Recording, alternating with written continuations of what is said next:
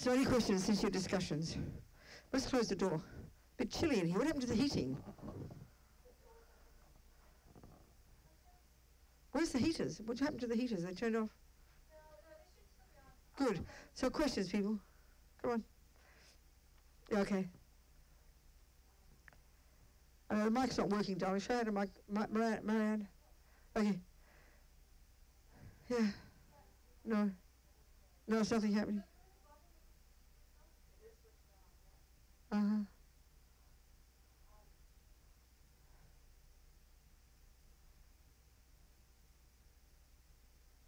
Okay, go talk to me. Okay, talk. Well, I was just thinking on my walk, actually, about how as human beings we sort of have this existential need to deny things. So that seems incongruous with everything that we've been talking about. What are you talking about incongruous? What's the point? But it's what are you saying is incongruous? Well, what I mean is that, you know, when we get kind of existential about things, what's the meaning? Then that's just story, isn't it? Isn't that just some stories are valid stories. Are there? Okay. Well, God Almighty, what do you think the virtuous states of mind are? Okay. They're conceptual stories too, but they're valid. Now, you're chucking the baby off the bathwater, baby. Okay. Love is a conceptual story. Love is a thought that sees someone else who's happy and goes, may they be happy. That's a conceptual story, but it happens to be a valid one. Okay. I'm glad That's what compassion and love and kindness are. They're stories, but they're valid. Are you hearing me? Yeah.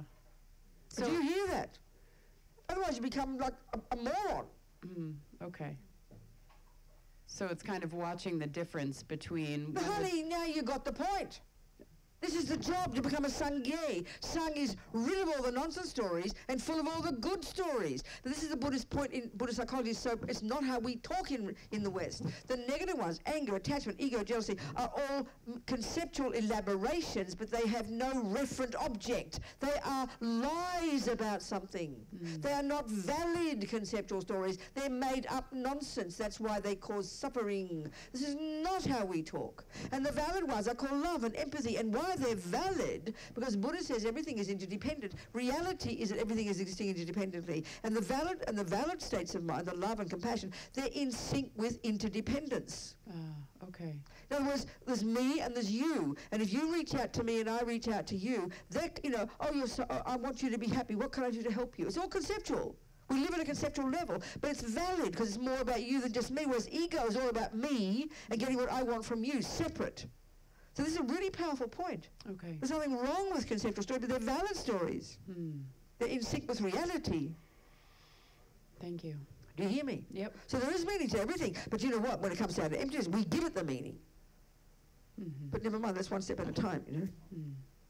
Otherwise you become just like nihilistic. There's nothing, you know. Right. Chuck everything out. It's dreadful. Well, I'm glad you asked the question. Me too. What else? What else, people?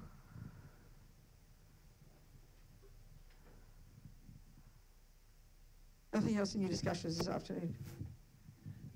You didn't discuss anything? Talked about the football. John? I was thinking with the first verses we read here, what is it that's special about a human being as a precious jewel?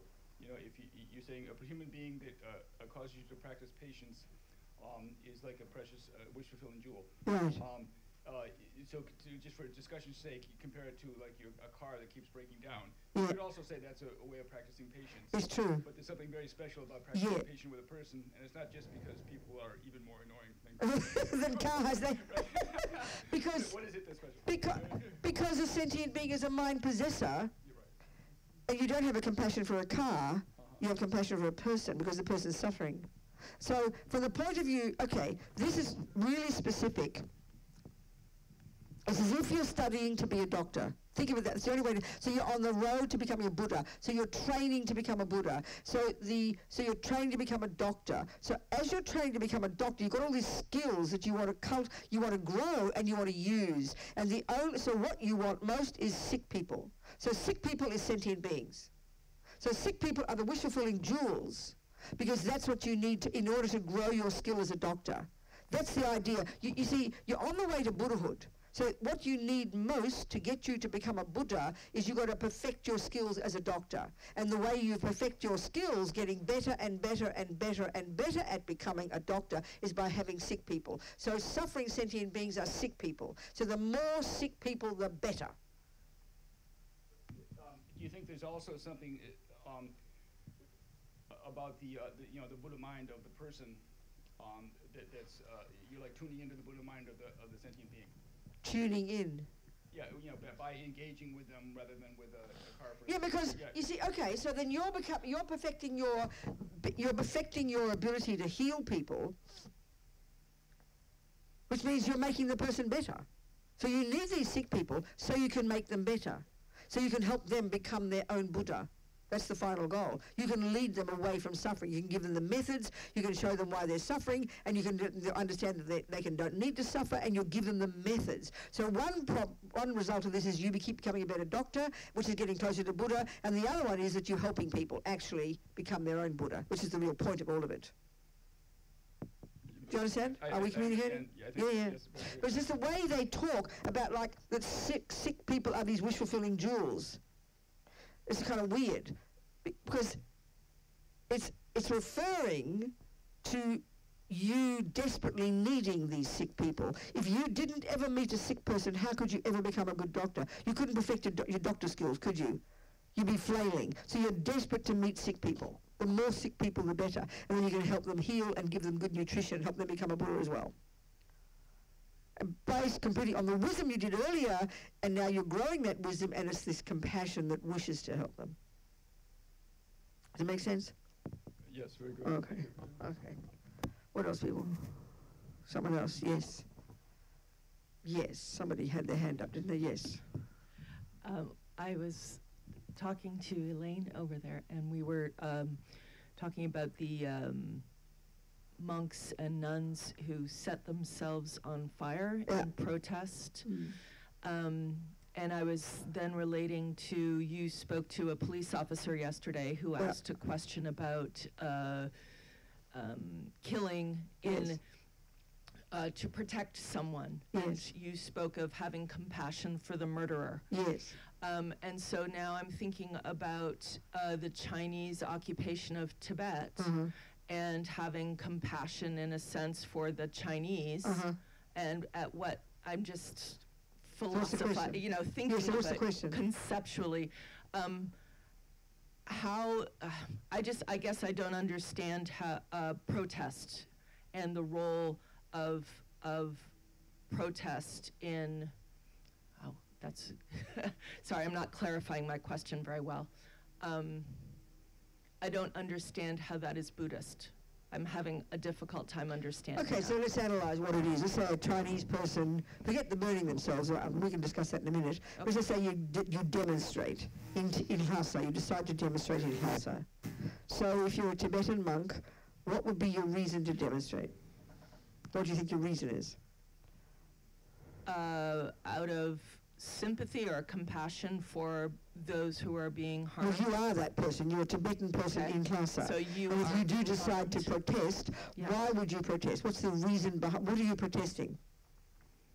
What are you putting? What's your banner saying? What are you there for? Why are you going to the demonstration? To change something. To change, To change what?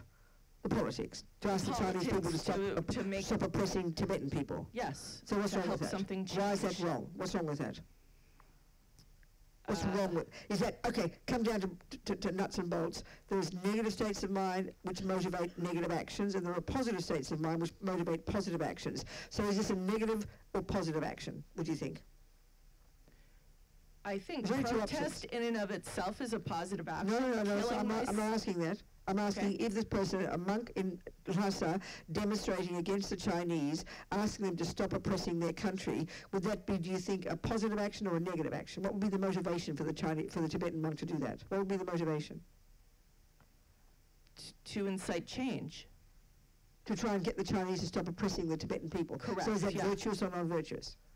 It sounds virtuous. Well, then what's the problem with it then? Therefore, the question is, why are you thinking that protesting doesn't have a role? What's your problem then? My issue is killing oneself. That's a different discussion. That's another discussion. If you meant that, then it doesn't mean I wouldn't suggest there's any benefit at all. It's maybe misguided. That was my confusion. Well, was the role of death in that protest. What, the role of but that's death. But that's what you just said, the role of process in general. You didn't say the role of killing yourself. Okay, I apologize. So it's a different discussion. So your question is, what could be the benefit of a Tibetan person burning themselves to death? That's your question. Now we're communicating. Thank you very much. Okay. Well, I mean, I could suggest that there's no benefit whatsoever. It's just misery and terrible and depressing. You know, you can imagine, so then, okay, as for whether that is a beneficial action, there are two things. One is for the person who does it, and the other is if it brings a result, isn't it? So the result would be for the Tibetan to Chinese to stop causing suffering. So that you could argue, if that's a tipping point, then you could argue it maybe brought benefit, but it doesn't seem to have brought benefit so far. It just brings more oppression, right? So from the point of view of the goal, it doesn't bring a result. And I would suggest, unless that person is a highly realized bodhisattva, then their motivation is really misguided. Because, I mean, the motivation might have meant well. I can't say definitively what the people's mind were, but when you hear about one of them, after having set themselves on fire, running down the street in agony, burning to death, you know, if at the time of death, what arises in your mind before you die determines the character of the karma that you create for the next life, we can only deduce their mind is not happy, which means we can only deduce a negative state of a negative karmic seed is triggered, which means it's terrible, sad. His soul has always expressed real sadness. But I always think of those two Vietnamese monks. Remember, was it two back in the Vietnamese War who burned themselves to death? But it seems to me, from observing the photos and even the videos of that event, I think we can deduce that they had single-pointed concentration. So that means they were able to completely go into samadhi, which means they've gone beyond their body, which means they wouldn't have suffered. Right. They were capable. I would suggest they were capable. And they had a profound effect. Whether it stopped the war, I don't think. But it did seem to have an effect on people. It seemed to it was like a very powerful protest. But I would suggest because they had single-pointed concentration, they were able to do it maybe with a pure motivation, prepared to give their lives with a wish to help others, but they didn't suffer because they went to a subtle level of mind. That's my thought. You get my point? Yes, but these other ones, the poor things, no realizations, and then die an agonizing death, no benefit to anybody, you know. And themselves, they'll probably go to the lower realms. Who knows? Do you understand? Yes, I'm not saying they will. That was very helpful. So thank you very much. Good. Okay. Yes.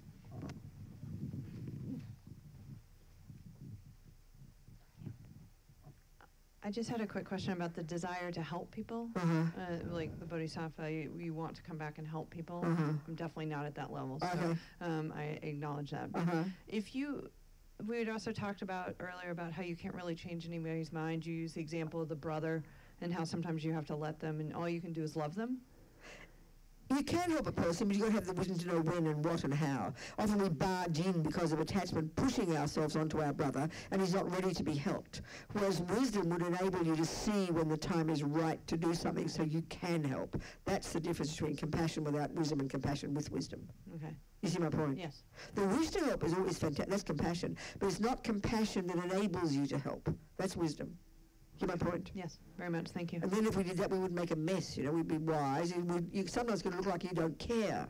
What are you doing to help your brother? Well, nothing. What do you mean? Well, he doesn't want help. You can't force yourself on somebody.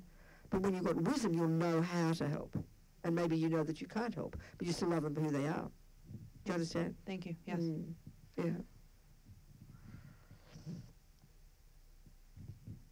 What else, people? Questions? But also this wisdom one is really powerful, you know. I always tell the story about, often you hear that Buddha says you can't really begin to help people until you've got clairvoyance. So this is something pretty abstract for us, but this is completely fitting in the Buddha's teachings. When you get single-pointed concentration, which is this Hindu technique, and the Buddha says we've had it many lifetimes, one of the consequences just naturally, because you've accessed a more subtle level of your own consciousness, and that subtle level of your consciousness, which is beyond the sensory and beyond the conceptual, necessarily is capable of cognizing phenomena that gross consciousness can't, which is to say the past, the future, and the minds of others. This is completely fitting in the Buddhist view of the mind, okay? So logically then, the best way to help somebody is have the clairvoyance to know exactly what karma they created, so you know how to help them. That's a pretty heavy ask, you know, because we don't have that level. Excuse me.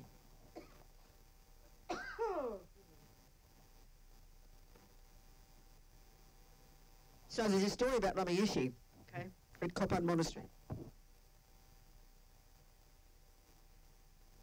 Our friend Harry was helping one of the local monks, you know, a Nepali monk, who was very sick. And Harry had found a doctor to help, and he happened to mention it to Lama Yeshe, that he'd found this doctor. And Lama basically said to Harry, don't worry about it, leave it alone, no need for a doctor. So Harry trusted Lama because he's his Lama. He trusts his wisdom, so he didn't get the doctor. So the fact is, this monk got more sick and more sick, sicker and sicker, and then eventually went back up to, you know, Sherpa country. He was a Sherpa, and he died. Well, on the face of it, it sounds like Lama Yeshe was very cruel. You understand, not finding a doctor and allowing him to die, basically.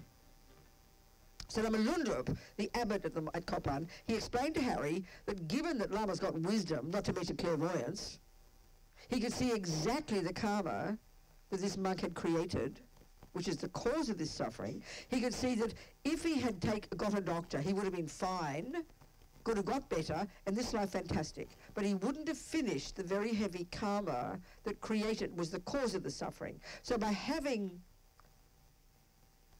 Okay, so if he'd gotten better, this life, he would have been fine. But because he hadn't finished the karma, next life, terrible.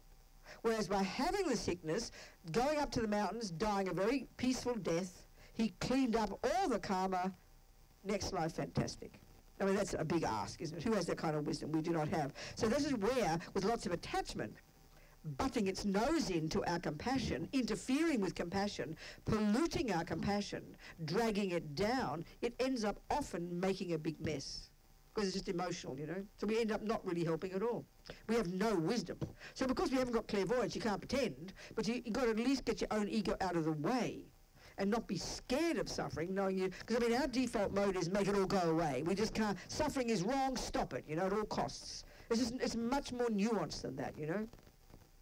So to really have wisdom, whether it's dying people or your mouse or your grandma or anything, you've got to have some wisdom and know, you know, some wisdom to know how to help, but not be so scared, because attachment can't stand problems, can't stand suffering, and our default view in our culture is suffering is just wrong, you've got to stop it at all cost. So the irony of that is now with older people and sick people, we're able to keep people alive for years and years and years. So we have the tragedy, we've now created the cause for ourselves to have to kill them, to pull the plug, isn't it? So it's kind of, we've created these dilemmas for ourselves, because it's based upon meaning well, but making a mess, you know. I always remember just one simple example. One was this Lama Zopa's mother. She was a Sherpa up in the mountains where we went earlier. Really intense, hard life up there. Bitterly cold, really rough, incredibly tough kind of lifestyle. And somebody who knew her up there said she was this, you know, ancient old lady with missing teeth and missing fingers from burning them and just chopping them off I mean, really tough lives. She looked really sick. She probably had cancer of half her organs. But she was this happy, amazing woman who lived her life helping others, whose mantras on her lips 24 hours a day, but she looked like a mess. And then when she was ready to die, they got her in a helicopter, took her down to Bodh Gaya, where she had initiation from the Dalai Lama, and then she died. Like, perfect, you know? Whereas this other woman, I remember, who has kind of often called herself Lama Zopa's English mother, Audrey, she wrote to Lama Zopa from the time he was a little boy. So she knew him for like 35 years. And she was in London, rich family. She was in hospital, new organ, new knee, new this, new that, all clean and beautiful and perfect, but she was totally depressed. Do you understand? Because it all looked lovely, looked nice and clean, fixing her up, fixing this organ, fixing that organ, and then she dies anyway. But it was more about the body. It's sort of obvious. It's so clear. I'm not being rude about us. It's all about fixing the body, all about the body, or not about the mind, you know. And this is why really learning about the death process is so interesting. Learning when I worked on this book of Lama Zopa Rinpoche's, it's really something very interesting in our culture. We don't really understand the mind, and we can't. One of the things is we can't distinguish between mental anguish and physical pain. So one of the things, for example, at the time of death, is crucial. As Lama Zopa says, at the time of death, no, in general, if you want to help somebody in this life, when they need you most is when they die. So this is the opposite of the West. Like when they're dead, who cares, you know? In fact, the number of people I talk to, people in the medical profession, where morphine, bucket loads of morphine is given to hasten the death. Politely, kindly. But in other words, there's no value then, because we don't think the consciousness continues. The Buddhist view is exactly the opposite. So one of the things is you can medicate physical pain, but you can't medicate mental anguish. So, you know, the common thing is you put the person zonked out of their brain. I'm not being rude here. I've been around some people. They don't have any sign of consciousness, and so we think they're peaceful. But the fact is, we know ourselves. You could be dreaming. You could look very peaceful, but you might be having the worst nightmare on the planet. But you look peaceful, because that's the mind. So when you're in a coma, that's your subtle consciousness, which is the same as your dream consciousness, exactly the same. And you can be having nightmarish experiences. So the key thing at the time of death is, the crucial point is, at the time the death process starts, which is usually a couple of hours before you stop breathing, more or less, this is the period when you're needed most. That's the period when the mouse, your grandma, whoever it might be, the baby, should be as peaceful and calm as possible. Why? Logically, because when the mind is peaceful, the mind can also be virtuous. So peace and virtue go together. Check the last time you're loving, kind, generous. Your mind's peaceful, your mind's open, your mind's spacious. Check the last time you're angry, fearful, depressed. Your mind's closed and freaked out. So the mind needs to be peaceful so that a virtuous karmic seed can be triggered before you stop breathing, which causes you to go into your next life. So that's the crucial piece, the crucial period. So the idea in the Buddhist one is to be as conscious as possible, to be zonked out of your brain looking like you're peaceful while your mind's hallucinating at this subtle level. This is of no benefit whatsoever, you know. And that means the other thing is too, because we think they're in a coma, they're not noticing what's going on. But this is just not true, you know. I mean, it's very common, not uncommon, to have an experience like when you're in a coma or when you're in a dream. You can also be very conscious of what's going on around you. I had that experience when I did a retreat one time. A couple of weeks it was in India. It was a 3-month retreat. Not much of a meditator, but even if you do 3 months, your mind gets a bit more subtle, you know, a bit more aware, hopefully. So at lunchtime, we'd have a break, we'd have a nap. Well, I remember vividly for a couple of weeks, had crystal clear dreams, what people call lucid dreaming, but I was also completely conscious of everything going on around me. I heard all the voices and the talking. That's not an uncommon experience, and that can be especially common for people in comas and things. They can be conscious. Like I remember reading about one Italian mummy who wouldn't let them pull the plug on her boy, and he was kept breathing for 25 years. He came out of his coma, and he said he'd been conscious for 25 years. But he just didn't come back to life. He didn't come back to, his earth element didn't function, so he wasn't coming back to life, but he was completely conscious. This is not uncommon. So then the crucial thing is, at the time of death, to have the environment to be really peaceful. And everybody who even is with dying people says that your mind gets incredibly sensitive to the tiniest disturbance, the tiniest shift in noise. So this is why hospitals, with respect to hospitals, are about the worst places to die. It's the worst. The noises, the anguish, the dramas, the banging doors, everything's amplified hugely. And there's no peace, there's no quiet. So it's so important to have a really peaceful, as Rinpoche says, only the sound of mantras, only the sound of a teaching should be heard, you know. So I remember many stories like this. I remember one time, this woman, a friend of ours in Sydney, who'd gone into a deep coma, was in the ICU, and the husband asked me to go and help her, go be there with her. So I'd be with her a couple of hours at night. She was completely out of her, you know, gone, completely in a coma. And she was a student, she'd known, not a student of, she wasn't a Buddhist, but she knew His Holiness Sakya Trinzen, who's in town now. She knew Songsa Khyentse Rinpoche, these people. So I sent messages through their students to ask them to pray for Judy. And I'd be standing by her bed at night, you know, with these, all plugged into all these things, not conscious, saying prayers in her ear. And every now and again I'd say, Judy, His Holiness Sakya Trinzen is praying for you. Judy, Songsa Khyentse Rinpoche is praying for you. Just say like that. She came out of her coma.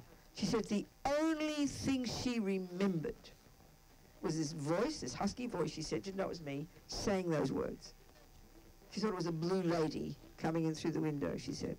The only thing she could find. So that's powerful. So things that are appropriate, because it's the power of the Buddhas and the power of the enlightened beings, saying the words, saying the mantras, that's the one thing that can help, because it leaves an impression in the mind so that connects them with the Buddha, so next life they meet the Buddha. I mean, quite literally that, you know. Because whatever you hear and see leaves an imprint in your mind, leaves an impression, leaves a memory there.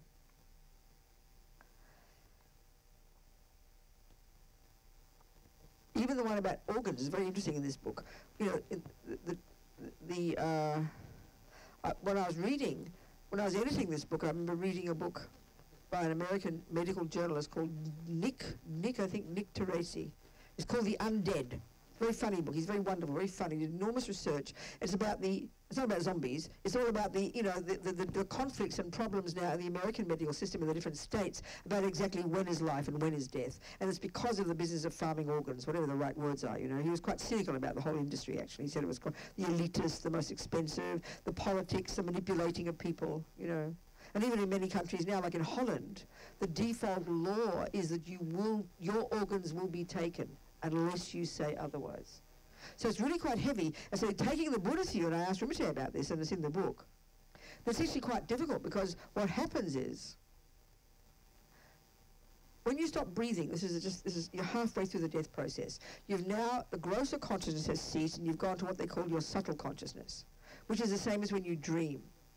But death obviously is more dramatic because you've stopped breathing. But still the mind, the subtle mind, can be in the body for up to 3 days. And it's fairly easy to prove this. There are methods you can do, you know.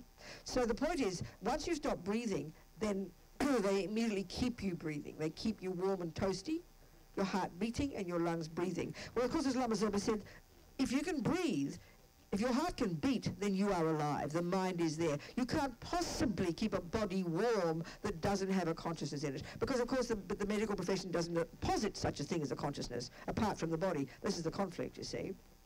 So the fact is, what happens then, when they take your organs, they take you to the operating table, and because you're still breathing, your mind is there, your subtle mind. Like the dream mind, like the coma mind, your subtle mind. Grossly, you can't feel anything. Your senses have ceased. So they don't give you anesthetic because they think you're dead. But this particular experience, he reported, the nurse who was monitoring the heartbeat of this one woman on the gurney, ready to be, and they picked up the circular saw, ready to cut her from head to toe. And then the nurse reported that she saw the heartbeat go from 100 to 200 beats a minute. And the author wondered what a dead person had to be anxious about. Well, I'm speculating here, but this fits with this model. In the same, okay, well, he had one whole chapter, for example, about people reporting what we call out-of-body experiences, which technically you don't leave your body, but there's the experience of your subtle mind observing what's going on. So that he said most of the doctors are quite cynical and just don't believe these people's reports. But this one particular woman, he said, had to have such a dramatic procedure that they virtually had to make her dead from their point of view, which means from their point of view it was impossible to have any consciousness at all. But she reported the most vivid out-of-body experience. And people can't argue with it. You know, you just can't argue with these things. You just can't argue with it. So it's very powerful. It's forcing people to question their assumptions, isn't it? And so one doctor who's involved in this business, he said, I can now say with certainty that consciousness is not a function of the brain. I don't know what it is, but I can say that much, which I think is fantastic. People questioning, you know. But the point is, you could argue with this woman. I would say, according to this model, this is not wrong to assume this, that just like a person who's in a coma, who's under anesthetic, or indeed in a dream, or indeed in a coma, your grosser consciousness has ceased. Your senses aren't working. But your subtle consciousness is functioning. You understand? Like in my dream experience, like the people watching their bodies, like being aware at their subtle level of what was happening, but not feeling anything. Well, you could argue the same for this woman. How come the heartbeat went from 100 to 200? Because she's still connected to her own body, and she knows it's still her, and suddenly she sees the electric saw coming, and they're going to cut her in half. Of course her heart will go to 200 beats a minute. Yours would too. You see my point? So that's not cool, you know? Because then they're going to kill her. Because basically taking organs is killing. Because the mind is still there. It has to be there in order to stay warm and toasty. You see my point? So it mightn't always matter, but some people, because like in every sleep you have, you don't always dream. So if someone comes along and kills you in your dream, you won't, while you're asleep, you won't know, will you? Do you understand my point? You won't know because you're not conscious. But sometimes you can be conscious, like I said with my experience, and like I said, people out-of-body experiences, and this woman, the fact that the heart went from 100 to 200 beats indicates that she was aware it was happening. That's not so cool. So it's interesting, isn't it? It's interesting. I mean, it has to be looked at, you know. So the crucial one I'm just saying here is to, you know, make sure the person dies peacefully so they can die virtuously. And allow them to die at their own pace. Don't hasten it, don't intervene unless you've got wisdom, you know. We don't have wisdom, so. Whether it's the mouse, your baby, your cat, or your grandma. That's the Buddhist idea. So let's get back to our text, shall we? So these next three, the first one, it's just my way of putting it, is sort of like in general approach to the world. The second one gets a bit close to home, and the third is really close to home and is unbearable. But you'll hear. So this first one, see, remember it's written in the 11th century or something. Whenever I see people who are evil in nature, I think we not talk like that. We probably say the psychopaths, don't we? Don't we say that? Bunch of psychopaths, a bunch of psychos, you know. The term we use is not for really crazy people, isn't it? So, you know, whenever I see or hear about on the telly, on the iPad, on the FaceTime, on the whatever it is, Facebook, the psychopaths,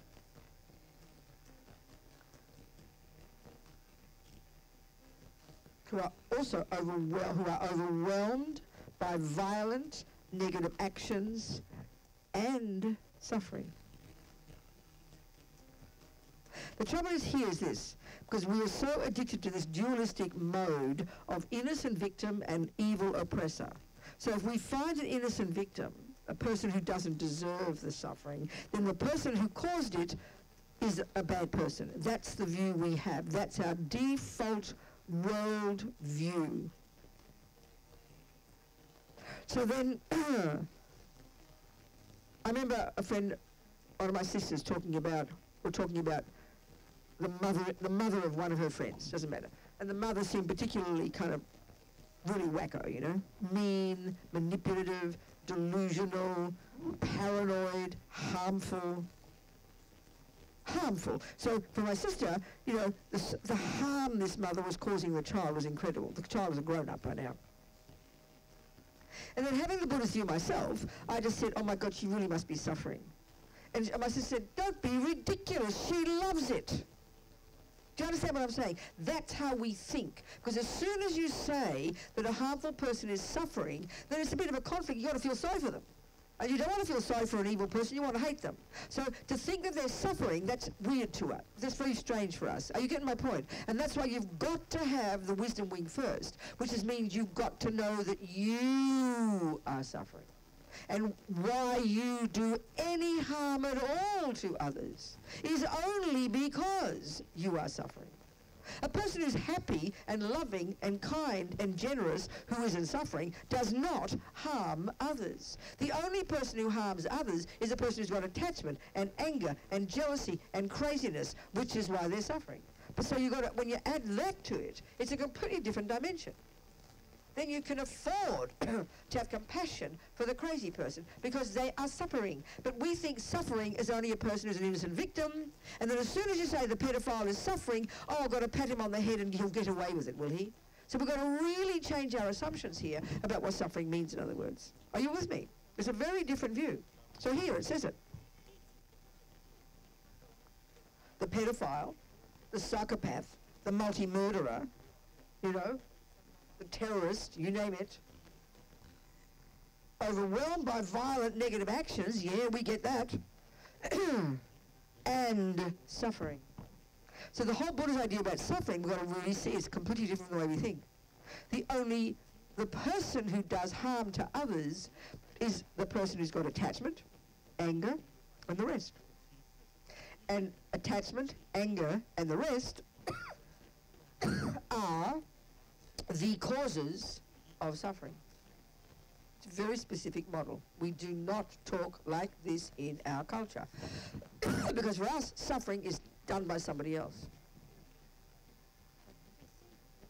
yeah, of course, we can cause others suffering, there's no question. If you're mean, if you're cheating on your husband because you're so attached, then you are causing him suffering, but not the main cause. He's the cause of his own suffering. This is like it's not meant to be sort of, it's not just playing with words, it's deadly serious. The main cause of Jonathan's suffering, if I'm cheating on him,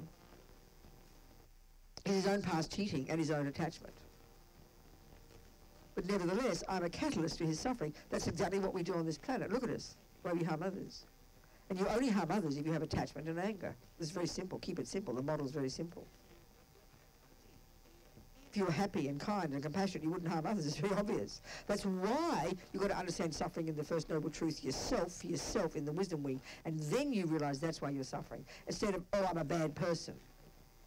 We just go, oh, I'm a bad person. We get guilt and self-pity. No. You try to understand what suffering is and the causes of it, your past actions and your delusions. So it's a really specific model. Then this is the basis for having compassion for others. And you can't possibly have this level of compassion until you have it for yourself. That's why wisdom wing has to come first. It's technical. It's understanding Buddha's teachings properly, not just a vague notion of Buddha's teachings, you know. It's really specific. I will hold such rare ones dear, as if I had found a precious treasure. So what is the logic of that concept? Why is a pedophile, why is your hearing about a pedophile, why do you see that pedophile as a precious treasure for you? Again, the same logic. That's a really sick person. I mean, they're the sickest kind of person you could find, and that you are so happy to meet these sick people because now you can help them. But even here, you can't, even here, see, this is an interesting point, this is all training. You don't know this person. You hear about this person. You read the paper. So you can't help them because they're this bloke down the road or the bloke in another country. So the point is here, what this is meaning here, the attitude you will have when you hear about this pedophile. So now, when we hear about a pedophile, we get angry, don't we? We get, as I say, typical, angry, because they harm innocent children. And the fact is, they do. So our logic is they are the cause of that suffering, therefore they should be punished. They're evil, they're evil, they're evil. We don't analyse why they do it. No, we do. We look into what mummy did to him, what daddy did to him, but we don't care. The fact that his mummy also abused him, that's just kind of given as a technical reason, but it doesn't get him off the hook as far as we're concerned, because he's evil. So we are happy to hate him, and therefore he must suffer. That's the logic we use in our world. So this approach here is because you are attempting to grow your own amazing bodhicitta, because you are wanting only to use every single being on this planet as grist for your mill, then you can't wait to read about the latest pedophiles, and your heart will break for the suffering, for them. But they are precious treasure for you, because the more sick they are, the more they test your skill to be able to have compassion and to help them. Do you understand the point? You might never meet them. You can't even help them. But by hearing about them, it increases your compassion. It increases your compassion. That's the point. It increases your compassion. Yeah. Yeah.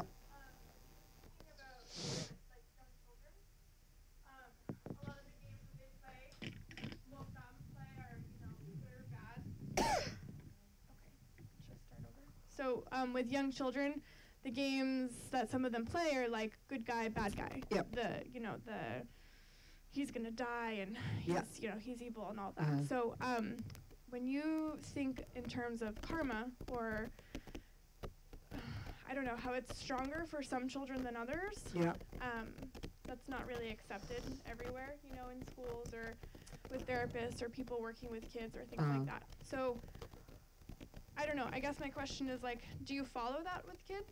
Should you kind of say, let's put the toy weapons away. Let's not do that because it's I just think I understand. I just got a feeling it's to do with a child. Yeah. If you've got a child You see, in the West, we tend to think we're all born as a blank slate.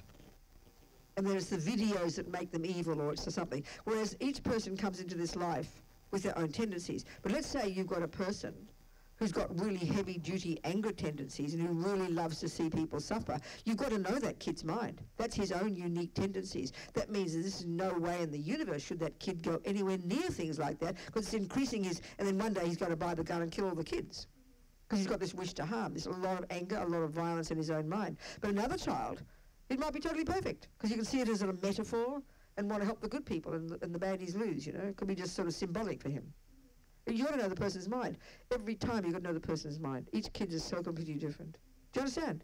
You've got to know their mind. You've got to have the wisdom to know, otherwise it's impossible to judge. I remember I remember one time, Kurukulla Rinpoche, this amazing holy yogi who spent years and years in meditation, one of Lama Zopa's teachers. I was in Greece, at our centre in Greece in like 92 or 91, I can't remember the year, and we were inviting him to come.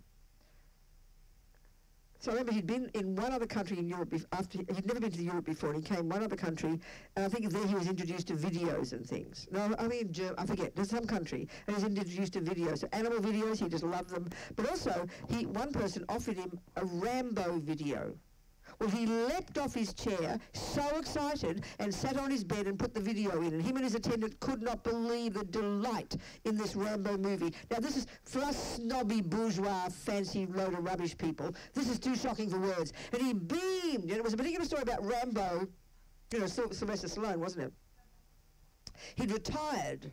And he was in a monastery in Vietnam, and one of his friends was in mortal danger, so he had to leave and go to support the friend. And so Kurukulla Rinpoche was beaming at this movie, and he said, he is a good man. He's fighting to save his country. And literally, it's true. But look at our complicated, you know, bourgeois views. So it's a good, bad, it's a tale of morality. So for the kids in Kopan, they loved all these Indian movies, all these action movies. As soon as this became sentimental rubbish, they'd fast forward. They like good and bad, like this morality tales. So they can be very good for people, depending on the kid's mind. If they're a psycho, please don't give them the movies, because they'll delight in people suffering. So you've got to know the person's mind, you know. But that was so shocking for people. Kurukulla beaming, he was so excited. Couldn't wait for Rambo. Give him all, you know, forget all these boring on animals. He said, he is a good man. He fights to save his country, he said.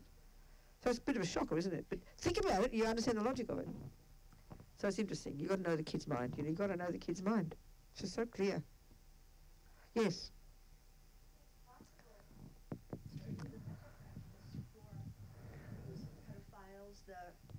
You know, the people who are so sick, it's very possible to be able to use them. This is the point here. This is what this is. So in other words, part of this really, you're so right, this is the point. This is not so much as if he's going to rush out and help, as if the aim here isn't to so much rush out and help the pedophile. It's to use the pedophile as grist for your mill to help you increase your compassion, this precious treasure. So much more powerful when you do your meditation on compassion. That's the point. Exactly that.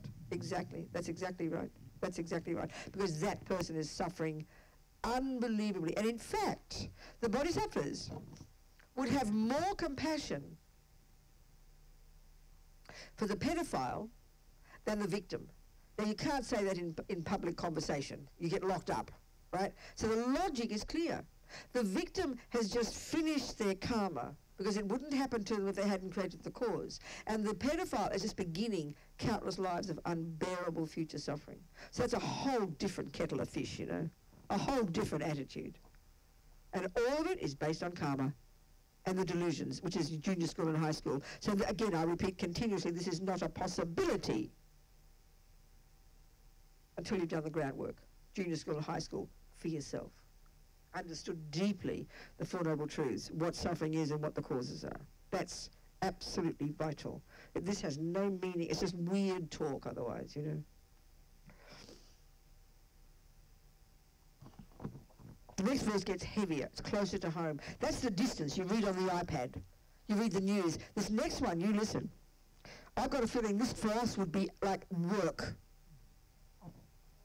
When out of envy others mistreat me with abuse, insults, or the like, I will accept the defeat and offer the victory to them. You understand?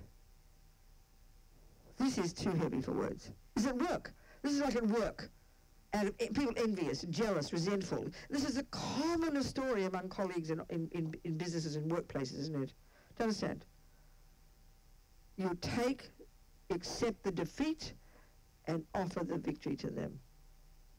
Now, you see, the first thing we think is, but that's just being weak. You can't do that. Surely there's wisdom in standing up for your rights. But you see, this is the point. It's all a question of level of practice. If that's the level of practice you have to do to stand up for your own rights, then that's way back in the wisdom wing. Go for it, baby. This is advanced level of practice when you don't need to stand up for yourself, where you want to take the abuse, where you want to eat it. It's a high level of practice. You've got to be a suitable vessel to know this is the valid thing. And don't confuse this with the victim mentality. Some people walk around like victims, allowing themselves to be abused and used by others, thinking they're being virtuous, but it's just ego. This is not that. This is a powerful practice. Are you understanding my point? I always tell this story. This is years ago I heard this story. My friend. Friend of mine, George, was at this party with a bunch of people in Sydney. They were a bunch of Buddhists. And the guy whose party it was, John or something, he was telling everybody about how his brand new BMW had been scratched all along the door. So he spent the $1,000, got new doors. Then it happened again. And he discovered it was the guy next door. He had no idea what this guy's thinking, you know, what he thinks he's done to him. Obviously, he's got some logic, the guy next door.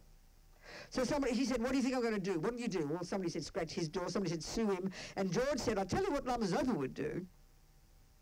He would discover what this old guy really liked, buy him a beautiful gift, offer it to him, and apologize sincerely for anything he did wrong. Well, first of all, he'd done nothing wrong, okay? Not in this life. And this is, by the way, often what happens in life. We all know this experience when people accuse you of something you didn't do. This is the commonest type of experience we have of incredible suffering. And when you have the view of karma, it's easy to explain. You've done it in the past. Someone doesn't believe your words. That's because you've lied in the past, even if you're telling the truth now. Someone accuses you of doing something you didn't do because you've accused them. Then it's easy with karma to understand why. So clearly there's some karma between them. This old guy is assuming John has done something, but he hasn't in this life. So John likes this idea. So he discovers this old guy likes golf.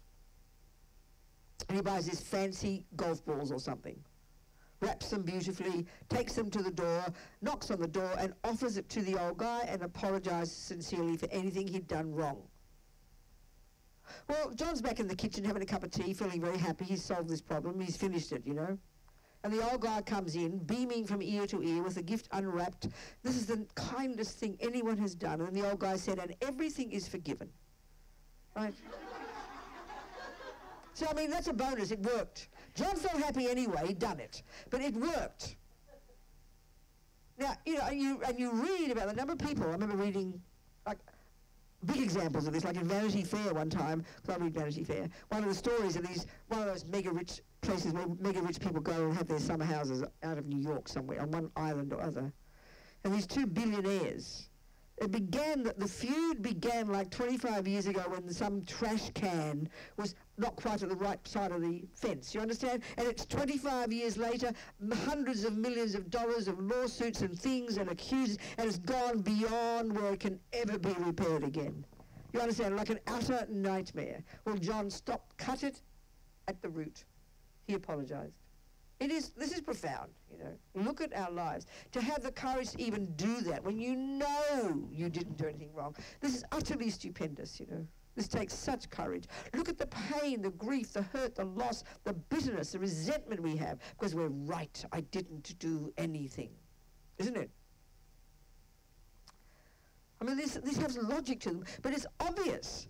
It's obvious that a person who's a victim, who's overwhelmed, like if Jonathan, you know, accuses me of breaking his precious cup and whacks me in the nose, and if I'm still a victim level, no view that I've got any, you know, role in my life, completely it's his fault, he's the cause of my happiness, he's the cause of my suffering, there's no way in the universe I'm capable of saying, yes, you're right, darling, please forgive me. There's no way, except as a terrible, manipulative, passive-aggressive move to then stab him in the back or something, you know. There's just no way I could do it. I'm not capable. So the only person who's capable of that is the person who's done some wisdom, who understands karma, who understands, who's got a very light mind and not much attachment, and is prepared to apologize to some wacky old guy, you know, for ruining his car. You've got to be a brave, together person to do that. This is obvious. All this is practices for highly developed people. Got to be a suitable vessel, as Papa Rinpoche says. The third verse is the closest to home. This, I think, is, for me, this is parents who've been rejected by their children. Maybe children rejected by their parents. It's usually the other way around, I think. You know, old people's homes are full of rejected parents. For me, it's almost unbearable to think about it, you know. When somebody I have benefited and to whom I have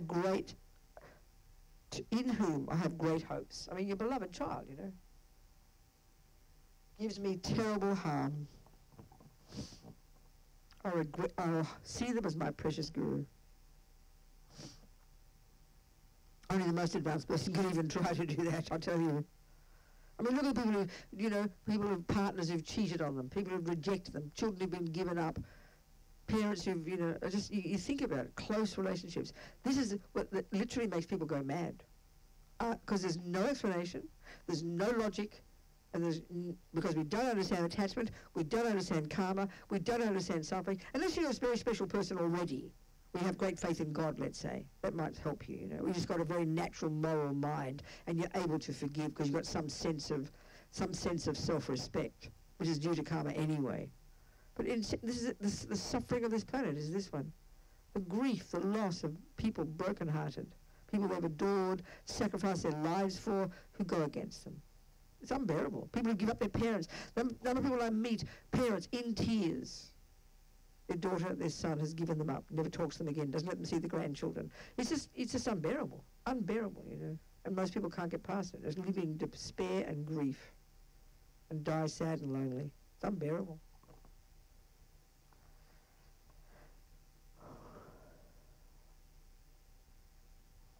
So the last two, the next one is verse 7 is like, I think this is the source of the practice that's now become known as Tonglen, giving and taking. This is this marvelous practice where this paradigm shift occurs, which then is what culminates in bodhicitta. These are the really radical practices that culminate in bodhicitta. In short, both directly and indirectly, I offer every happiness and benefit, my happiness and my benefits, to all my mothers. And I will secretly take upon myself all their harmful actions and suffering. This is the essence of this approach, the most radical approach, to make this paradigm shift, where now others become more important than you. This is what bodhicitta is, you know.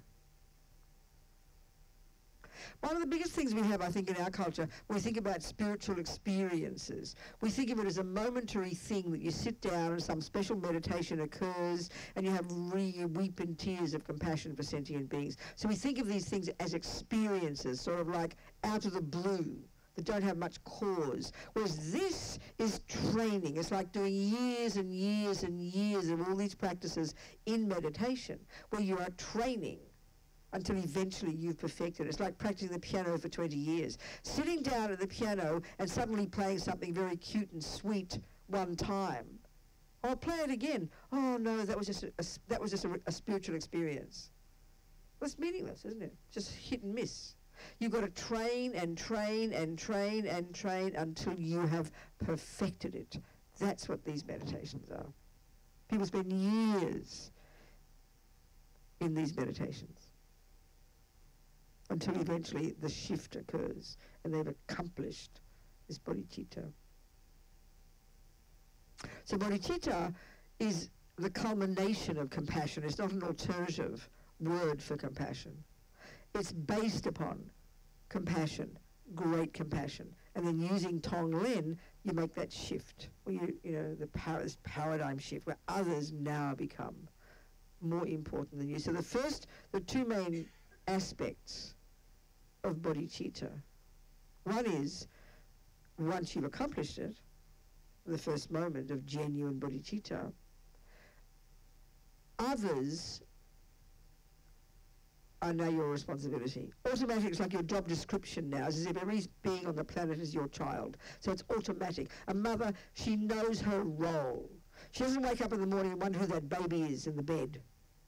She knows it's her job to take care of them. Do you understand? Doesn't forget her role. Who's that kid? Or like you're on the beach and your kid's drowning. She's got unbelievable compassion, hasn't she? But she doesn't sit there wondering who's going to save the baby. Even if she can't swim, she knows it's her job. Mahakaruna, great compassion. That's the quality of a person with bodhicitta, that every sentient being they meet, every ant, every monkey, every person, every pedophile, every baby, automatically, it's their responsibility. This overarching, powerful sense of responsibility, that it's their job, like a parent.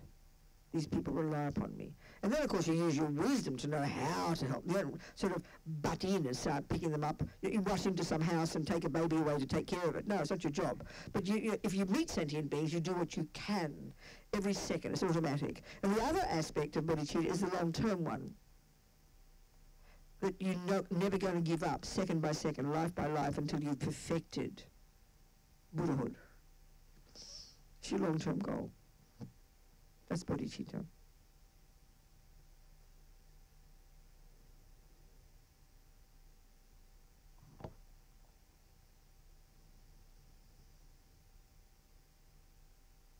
So this Tonglen, there's I think there's a lot of confusion about what it is, you know.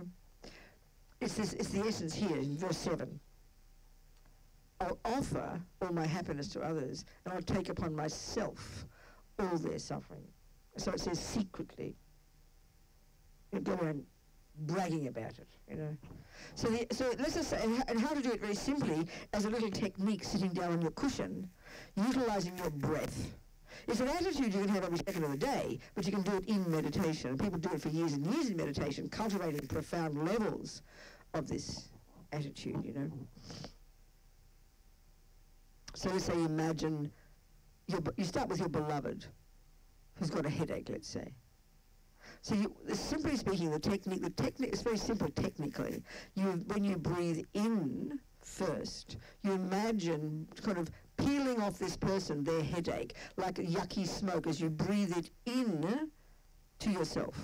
Happily wanting them to be free of this suffering, and you happily thinking, I would take it upon myself. So the attitude is not kind of being some kind of martyr, but you're acting as if I would rather have it than you.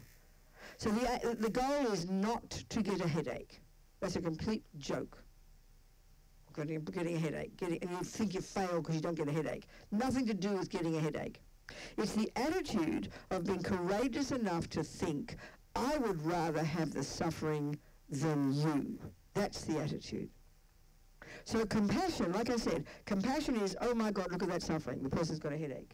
Great compassion is, what can I do to help? Well, Tonglen is like another piece on top, like icing on the cake. You know what, honey? Let me have it. I'd rather be sick than you. Mothers have that for their babies. The every time you hear children, parents talk this way, I would rather, if only I could have the sickness. They say that. A friend of mine in prison, Richie, was a maniac ex-gangster. I was told the story when I first met him. After the very first guy who wrote to us, Arturo, in '96, and then Richie wrote eventually, and he was in this top security section of California prisons. He's ex-gangster on the streets, you know, and he read about he wrote a letter, and I met it. He wrote a few letters. He told me about his anger.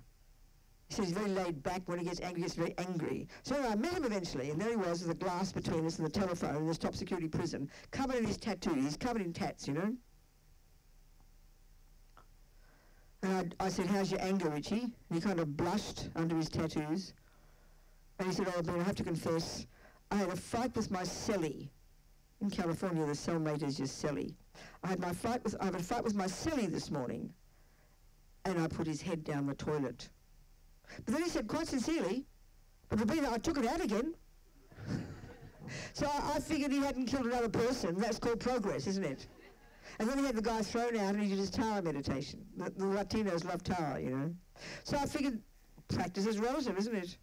Well, that's Richie. So this, I just had a letter from him now. I'm just writing back to him. I've known him for 22 years or something.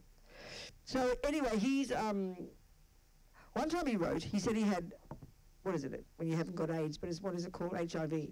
And a lot of the guys have these liver diseases, you know, so he's taking medicines. And he's very sincere. He said to me, Robina, he said, is it maybe better that I have the HIV and get sick and then die? Wouldn't that purify my negative karma, all the harm I've done?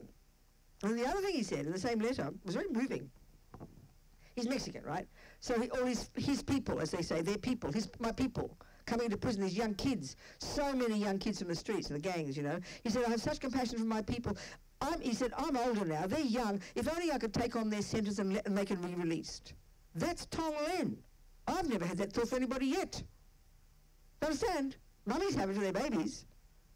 I was so moved by that. This maniac who kills people, you know. Well, he exaggerates. I think he doesn't kill that many after all. I think when he first met it, I think he told me he'd killed 4 people. I think he's confessed that he only killed 1 by accident.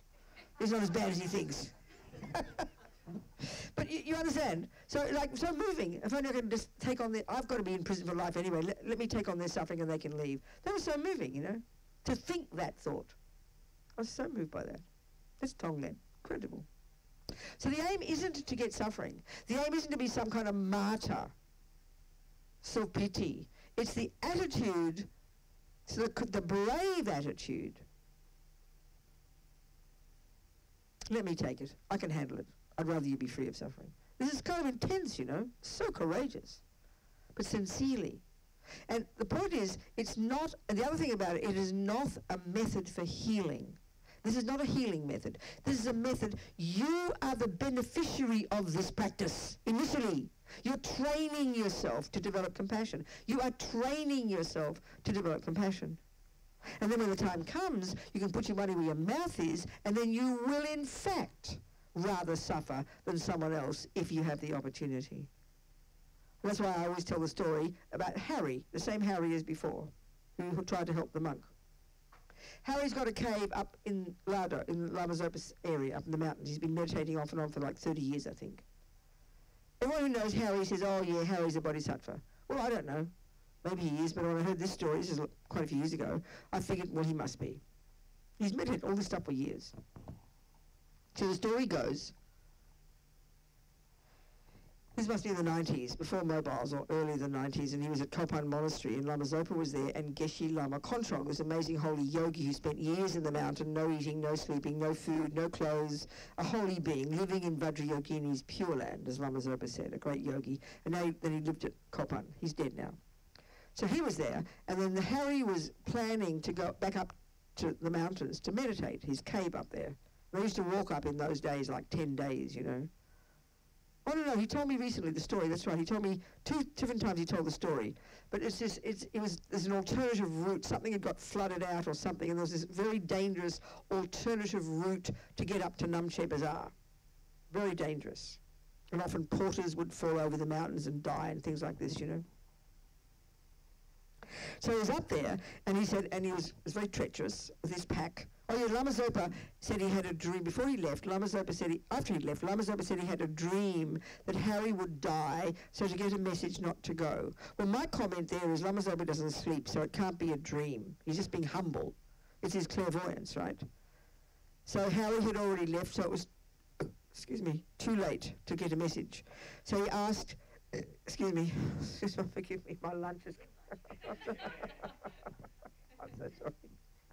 So Harry, Lama Zopa asked Geshe Lama Kontrog to pray for Harry. That was the message. So anyway, Harry's up the mountain, and he told me this story later. Somebody was with him who obviously saw it, and she must have first reported it. But Harry told me exactly this. He's told it in different scenarios, and I hear different things. But and he tells it only to be of benefit to help. He's not trying to show off or anything.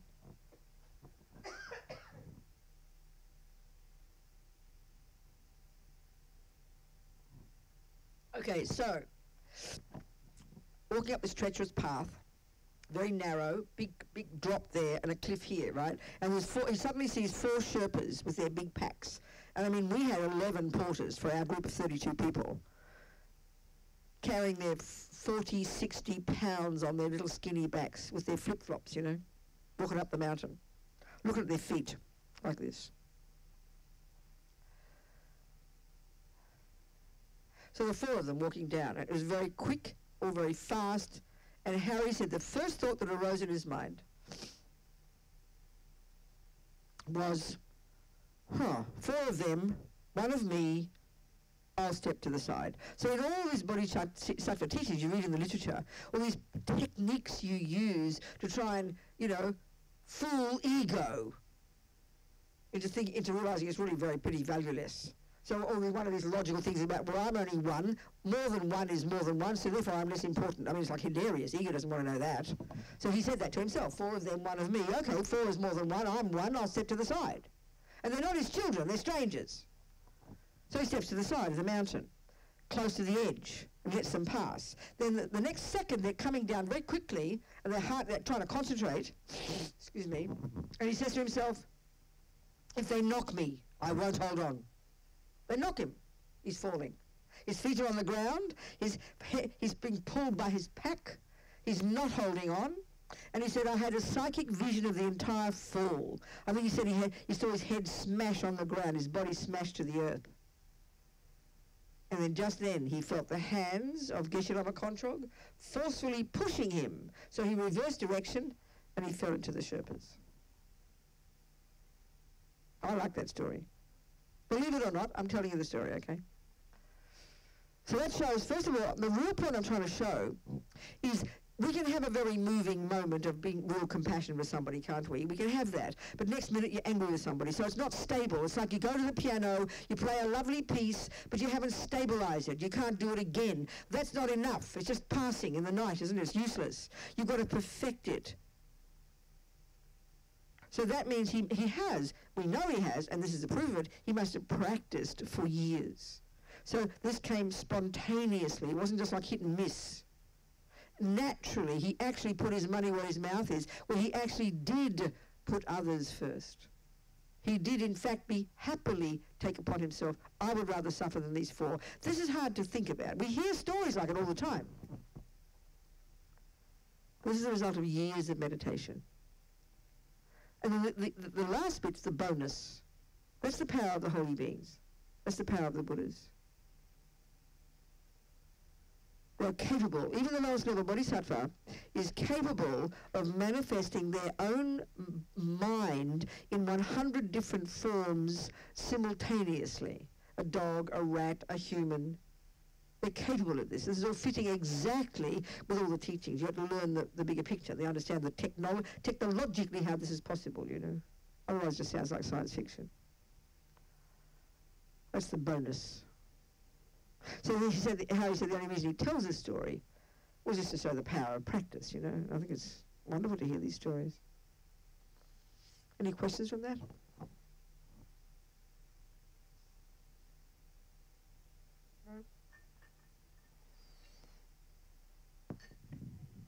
Go on.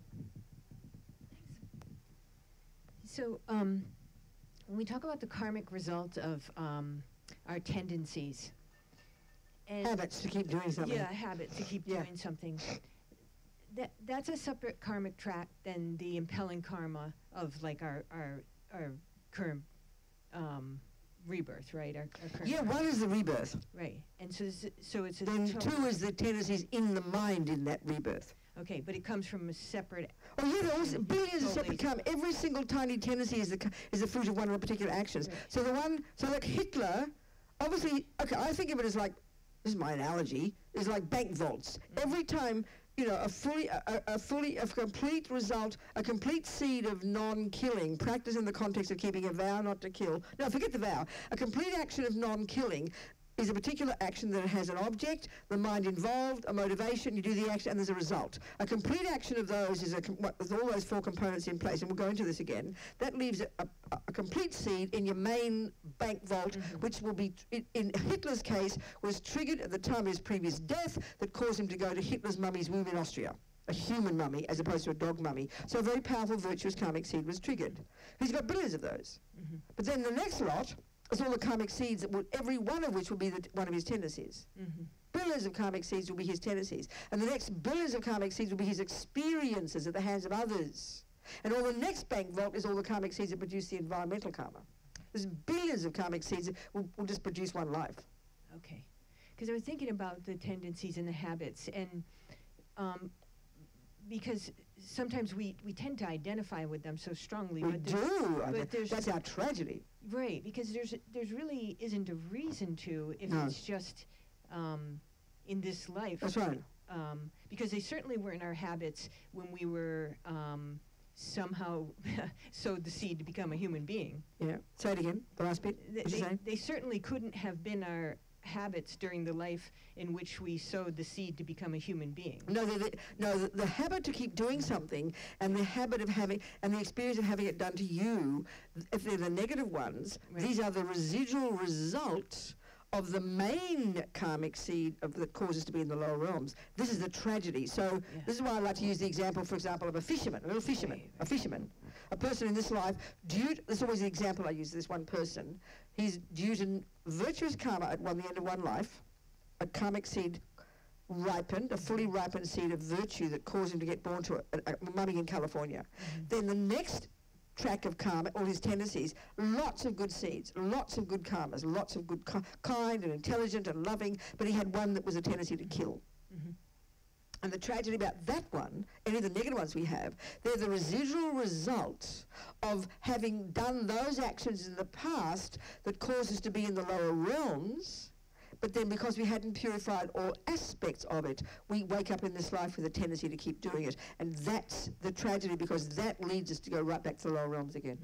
So that's why the difference between him and the 3-year-old kid who had compassion for the lice, we can deduce that he had lived in a vow not to kill.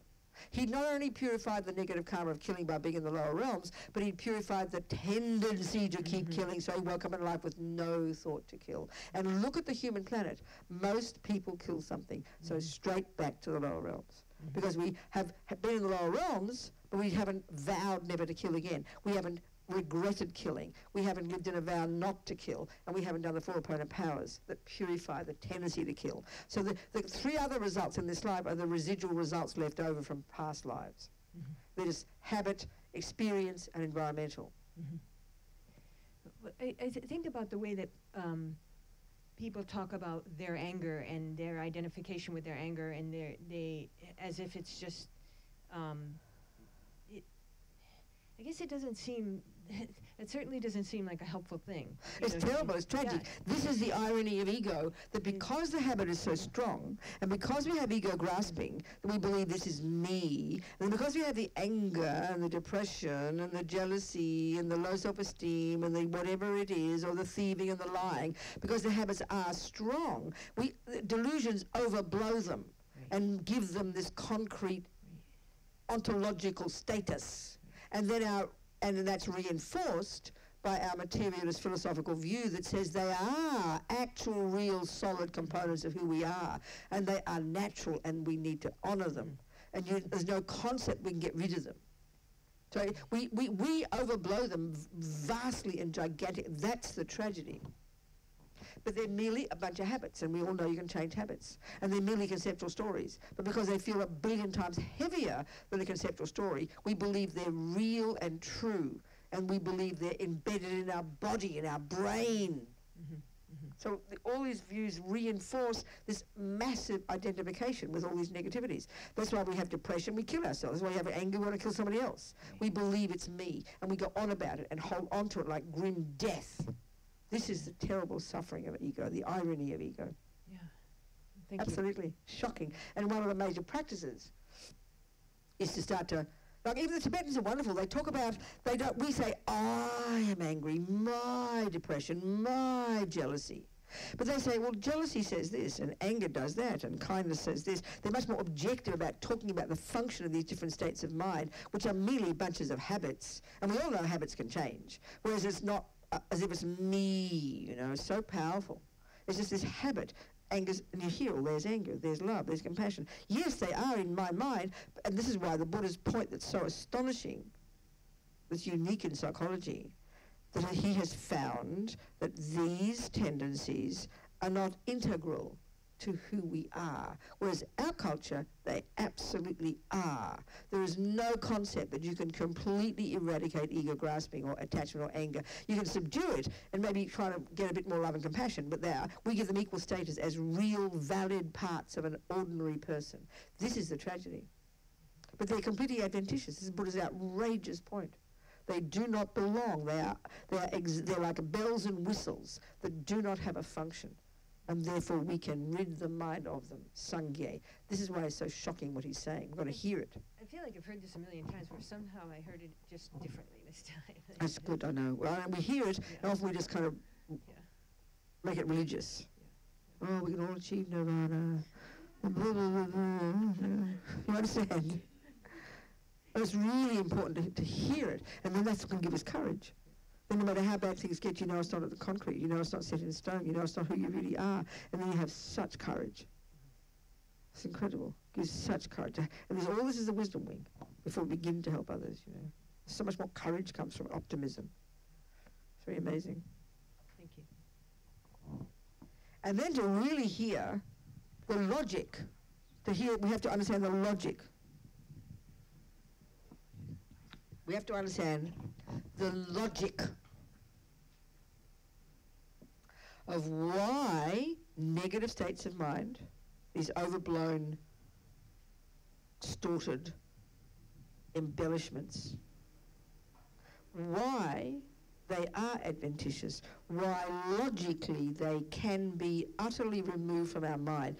And the only way to comprehend that is to understand that they're all conceptually based. Whereas we feel them as part of our body, it's real, it's who I am, it's the core of my being, it defines me. So it's absolute contrary as far as we're concerned. So even to begin to understand it's merely a conceptual story that we believed in for so long, that we can learn to unbelieve in. And by unbelieving in it, it diminishes it. It'll eventually disappear. But the real point about delusions then, these overblown nonsense, these misconceptions, these delusions, these, these kleshas, as they call in Sanskrit, these afflictions, this middle-age, this ridiculous medieval phrase, afflictions.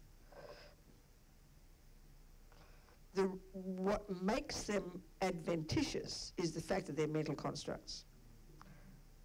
And they have no basis in reality. There's no referent object. So, for example,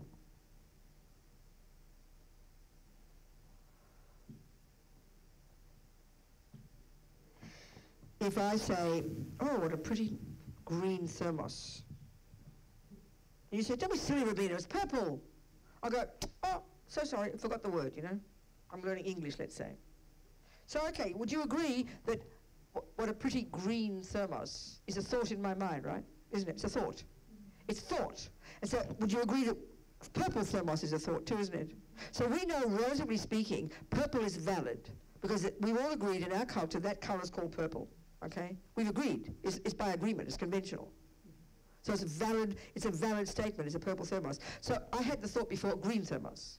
So then so once I was said, oh my God, of course you're right, it's a purple thermos. What happened to the previous thought? Green thermos. What happened to it? It's a thought. What happened to it? Where'd it go? What happened to it? Huh? Disappeared. And what made it go? What made it go? Huh? What did you say? Realizing the truth. That's it, exactly. Can you hear that? But if I had doubts, well, no, I'm not sure. You really think? No, come on, it's really green. The lie still floats around, doesn't it? But once I've realized the truth, this is relative truth, that eliminates the lie. That's how you realize emptiness. That's how you become a Buddha. Because they're all conceptual stories, except that they're so subtle and so pervasive and so deeply ingrained, it's like almost a joke to think that they're conceptual stories, because we don't hear that level of conceptuality which is so subtle. But as we get single point of concentration, go ever more deep, ever more deep, ever more deep, we're using this sophisticated logic to unpack and unravel all the misconceptions and separate them from the truths until eventually we are in sync with reality. That's liberation. It's technical. But you've got to understand that all the delusions are fundamentally misconceptions. But we think of them as physical, as feelings, as emotions. But that's just the tip of the iceberg. They're informed by being conceptual stories deep in our bones. That's why we have to have single point of concentration to go beyond the emotional, beyond the physical, to begin to hear these subtle, elaborate, ridiculous, over-the-top embellishments in our head, you know. So it demands a lot of sophisticated logic. That's the yogi's mind. A yogi's mind is a mind of incredible detail, using incredible, subtle, sophisticated logic to argue with ego's misconceptions and to uproot them. That's the practice. So it demands rigor, discipline, intelligence, clarity, and the fundamental understanding of this Buddhist model of the mind, that there are deluded misconceptions in the mind which have no basis in reality, which are the cause of all suffering, and there are valid states of mind. So it's sorting out the facts from the fiction. This is the job of being a Buddhist. This is the job of being a Buddhist. But just watching your breath.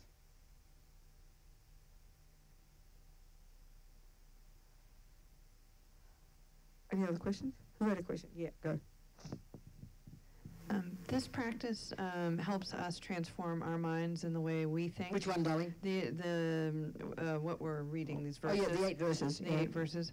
Does it do anything for the people? No. So it's just for us? It's for you, but guess what? Harry, by practicing these meditations for years in meditation, when he's on the mountain, he put his money where his mouth was. So it's like you're studying piano for 20 years and now you can go out and teach others. So it's for you initially, but it qualifies you to help others. So once you've got this down for you, these are contemplations, it qualifies you to actually then go and help others. It's like studying how to be a doctor. The reason you're the beneficiary, you pass your exam, but now you can help others. You see my point? That's the point. Yeah, no, and I totally agree. I was thinking about the guy with the golf balls. I was wondering if the guy, if it would impact him at all or change, maybe open him in some way to kind of go. Well, obviously it would, because this guy, he was convinced he'd done something wrong and he apologised and he was so happy. So he won him over. I mean, that's great. Whether he learned his lesson, I doubt it. He probably still convinced that John had done something wrong, and so he accepted his apology. But that's a good start, isn't it? Because the fact is, because we are all interdependent. This is the nature of the universe. We are inextricably interdependently linked. That's reality. So naturally we help each other and help and harm because of this. Isn't it? So the last verse, undefiled by the stains of the superstitions of the 8 worldly concerns, may I, by perceiving all phenomena as illusory, be released from the bondage of attachment. So it's a mixture there of emptiness, but also, attachment. So this 8 worldly dharmas is really fascinating.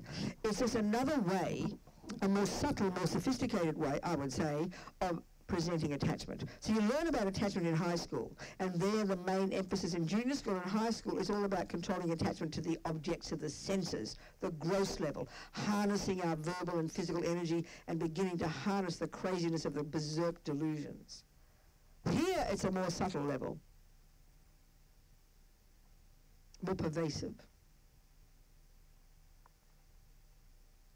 So these so-called 8 worldly concerns, it's 4 pairs of how attachment functions, how it's utterly pervasive every second of the day. So this level of attachment is like at the level of assumption, the deepest assumption. So one pair, roughly speaking, is like this assumption, which is attachments, craving to have happy feelings all the time. And the most simple way of saying that is to be in our comfort zone, which means to get what we want every second. So you don't even want to stretch yourself. You don't want to get too cold. You don't want to get too hot. You don't want to get too hungry. You don't want to get too sleepy. You want everything to be nice. And this attachment is brilliant every second, working at this to adjust everything just to be so we can be in our comfort zone. And aren't we fortunate, this is the irony, due to our past merit, due to our past generosity and kindness and goodness, we can actually have heaters at work and coolers at work and things at work and food that's good and weather that's nice, so we can always just keep adjusting it to it. And that's why for me, simply going up to the mountains was like hell on earth, for no other reason that my attachment didn't get was not in its comfort zone. It freaked me out. Freezing cold, aching body, bitterly cold, 5, 6, 7, 8 degrees below zero while we're sitting in our bedroom, and then, and then in the Gompa. No such thing as heaters. What a ridiculous idea. So it's just simply my attachment to comfort was completely thrown, so your mind gets distressed. So this assumption that I must have happy feelings all the time. And this attachment is constantly adjusting it every second, and it's brilliant at it. It's absolutely ingenious at it. We never even have to do it volitionally. It's so spontaneous because we're so addicted to our bodies. So as long as attachment gets what he wants, nice smell, nice taste, nice this, nice that, we're always adjusting, always adjusting, always adjusting. This is the assumption that this is what happiness is. And then what happens is, the millisecond the unpleasant feeling comes, the way they talk about attachment here, attachment now shifts its job to being free of the unpleasant feeling. So attachment is there all day. One way of talking about is when attachment's working, it's attachment, and then aversion arises when it doesn't get what it wants. But another way of talking is it's just attachment the whole time. So I always think of this one centre in Melbourne, in Australia, in the bush, and it's very cold in the winter. So unlike here, I go from, well, it's sort of a bit chilly out there. This is like 5 seconds to my room. In my room, I think I use up all the budget of all the heat in this house when I'm here, because I have a heater on all the time. But the rest of the house is always chilly. But over the centre in Bendigo, where Rinpoche is right now actually, it's really cold in the winter. And from the Gompa to my room is about a 3-minute walk. So when I'm in the Gompa, you're noticing all the time that you're comfortable. The heat is just nice, you're pleasant, so your attachment's always getting what it wants. You understand? So pleasant feelings are always being triggered, so you're content. You're in your comfort zone. Now the second I open the Gompa door, I'm attacked by the cold wind. Do you understand? So I don't go, oh, so cold, oh, I can't see. You try to be brave and act like you're normal and keep walking. Do you understand? But every second now, my attachment has shifted from maintaining the warmth to being free of the cold. And every second of that 3 minutes that I'm walking, I'm frantically anticipating the warmth of my room. So one of the functions of attachment is to keep the status quo, and the next one is to manipulate to get the nice thing again, and then to frantically anticipate it. You got good health, your attachment's happy. You get a headache, you freak out. Your attachment now takes over, and its main job is to be free of the unpleasant feeling, isn't it? So this is attachment 24 hours a day. And this is why, I mean, I know my room is warm in 3 minutes, so I can be prepared to be brave for 3 minutes. Do you understand? But if you stop me in the street and want to talk to me for half an hour, believe me, it's going to be testing my patience, isn't it? Do you understand? Because you're constantly thinking of the warm room. Every second I'm talking to that person. Like if you've got your lunch there on your table, and you wait and the lunch is in your room, every second you're talking to that person. You're being polite. You're doing your best to be kind and polite, but you not forget your lunch for 1 second. Do you understand? Is this not normal behavior? And so this is our limit. So if you keep asking me to talk to you, I will very soon get fed up, won't I? This is how we are. This is ordinary attachment, and we call this ordinary behavior. Bodhisattvas would not even have it. Not possible. That's not possible. That's not possible. Impossible. If they have to stand there for 5 hours, they'd do it, Forget all about their lunch. So this is the first kind of pair. Attachment to happy feelings and being then attached to be free of unhappy feelings. This is comfort zone. Nothing monstrous like kill people. The next level, pair, is, and this one depending on the person, is always wanting things and always being free and always attached to being free of not getting things. And whatever those are according to our lives, But the next two are the killer.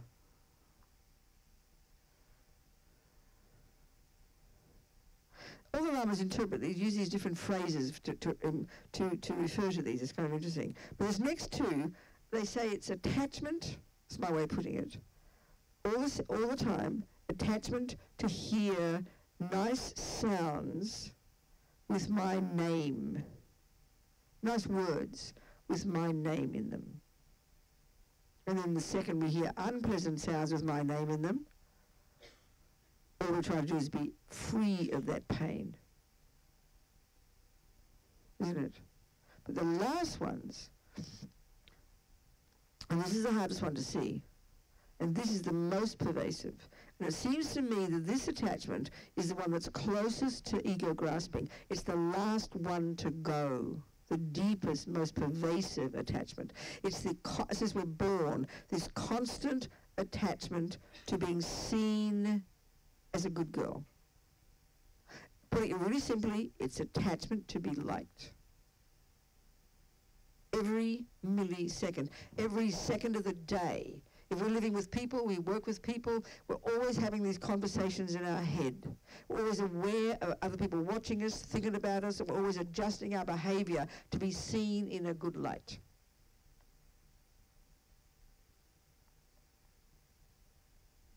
They say the yogis in the mountains who've given up everything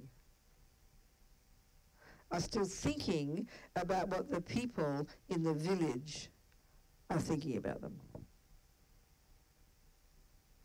This one is so pervasive and so natural that we'd be considered mentally ill if we didn't have it. We think it's valid. But it's even since we're tiny children, you know. And you're born with this attachment. Some people have less, some people have more, it's clear. But you're born with this neediness to be seen, to be verified. It's like we have to look in the, it's almost like we have to look in the mirror to make sure we exist. So we don't think we're anything unless someone says we're something. That's how desperate this one is. There's an assumption in this attachment, or like this, with attachment, you're basically this fractured person, a nothing person, a nobody person, full of neediness, full of emotional hunger, full of nothingness. And we are craving all the time, forget the sensory objects, but craving to be seen and approved of by others. This is our world. Think of even what we call success. It's other people thinking that we're good. Look, when you don't get, when you're criticized, when you get a bad reputation, people kill themselves because now I'm nothing. So this attachment is such a mental illness, such a sad, suffering state of mind. It's a symptom of a really mentally ill person who thinks they're nothing unless we're seen by others to be something. And call it really simple. They call it attachment to reputation. Just call it the attachment to be liked. It seems so hilarious to say it. It seems beyond bizarre to even question this. But we should ask the question, why? We should ask the question, let's talk about it. Why do we need to be liked? Don't try to give a right answer, but what do you think, why do we want to be liked? Think about it. Why? Give a reason. Why do we want to be liked? Why? Give some reasons, people. That's the point. You just proved it. You just proved it. Look, there it was. You just said it. Perfect answer. Perfect answer. It makes you feel good about yourself. Why do you need someone else to say it?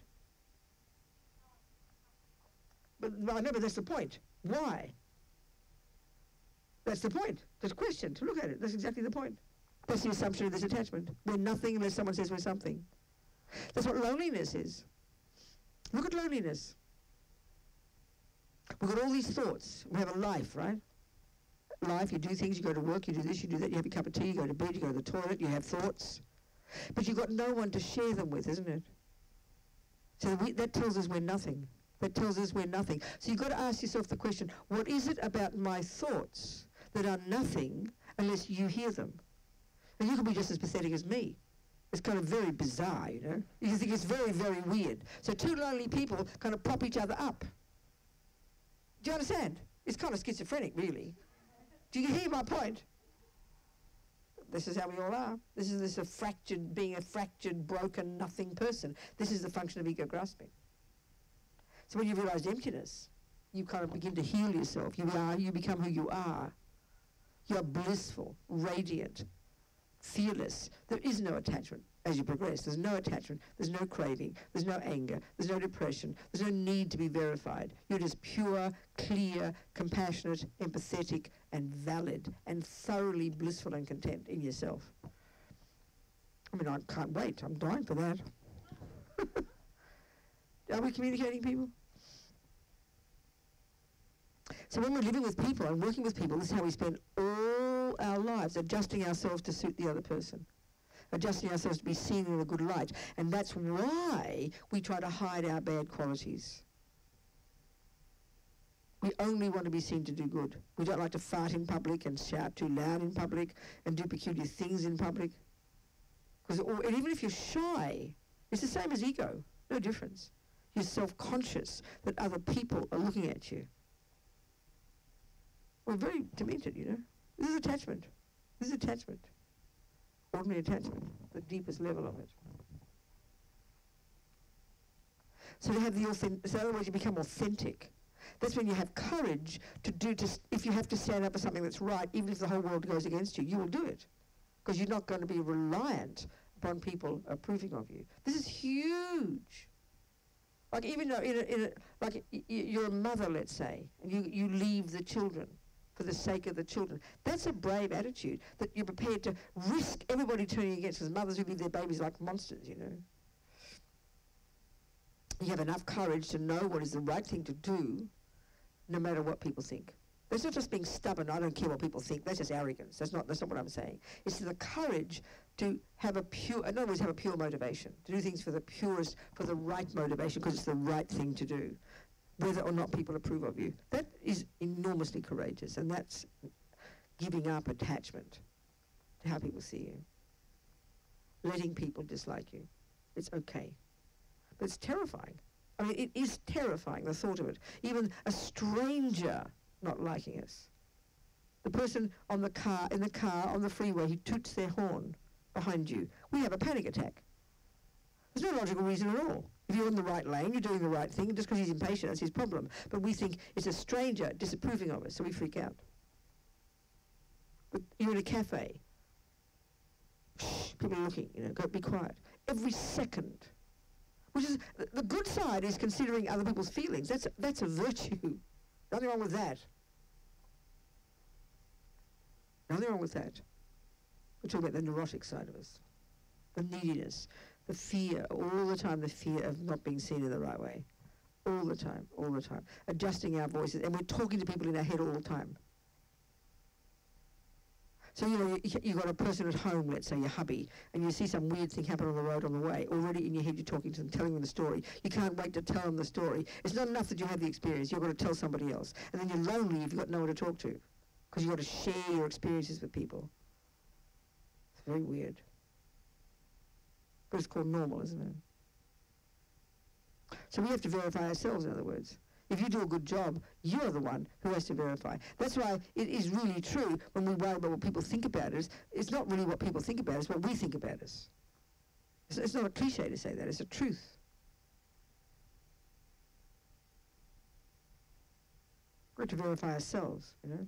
That's what Buddha's saying, everything is in us. That's why the Buddhist approach of going to the mountains, giving up sex, drugs and rock and roll, is you can't fit that into modern psychology. That's like the behaviour of a very weird person. There's no logic for this. You can't work it out. Well, the Buddha's view is you're trying to become yourself. You're trying to give up attachment, so you become your blissful, radiant, wonderful self. And now the point is, you can't keep people off you.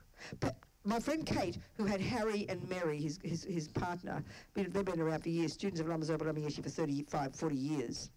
And both of them are meditators.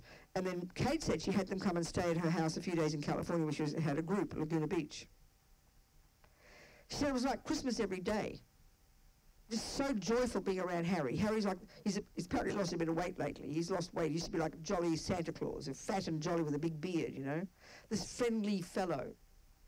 She said, I can't tell you, it was like it's like Christmas every day, having them but he's ordinary, funny, kind, cracks jokes, but a totally joyful person to be around, and it's completely infectious.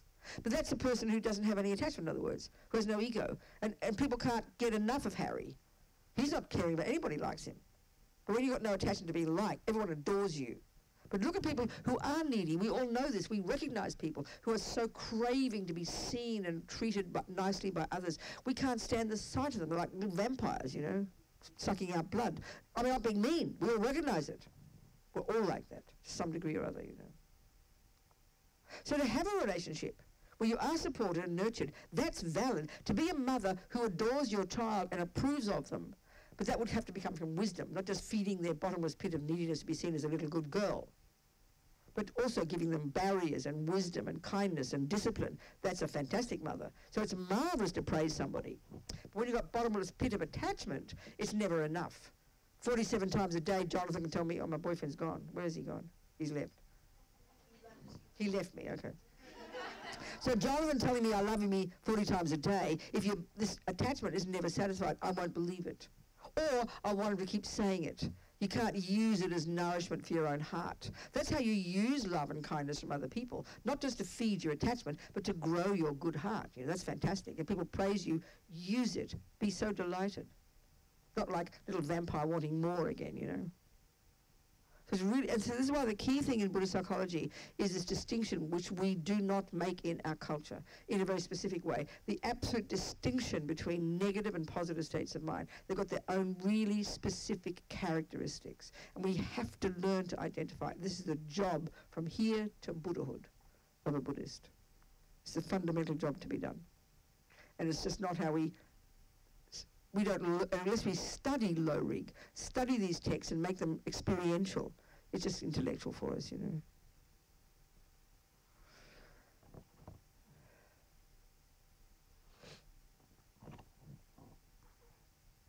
May I, by perceiving all phenomena as illusory.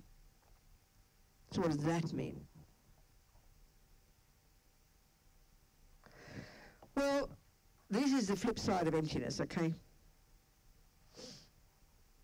This is now from the wisdom wing, karma and the mind. This is the natural result of the wisdom wing. This leads us to understand dependent arising and emptiness. So by understanding karma, which is the first level of dependent arising, that things exist in dependence upon causes, is a powerful method to help us move towards understanding emptiness, and then understanding about the mind, in particular the way the neuroses work, the delusions, the misconceptions, the elaborations.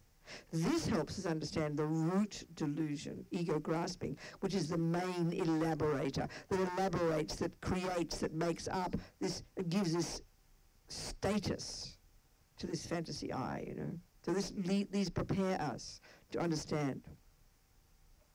So illusory, what's happened? What's happening? Is a teacher? Nothing. Oh, all right, good. Nothing. Just good. So, okay. So then, okay. All phenomena as illusory or like illusions. So, okay.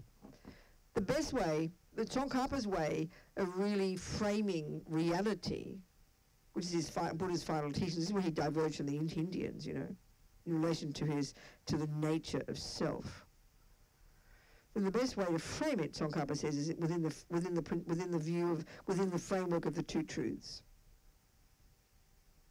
So there's conventional reality, how things exist as dependent arisings.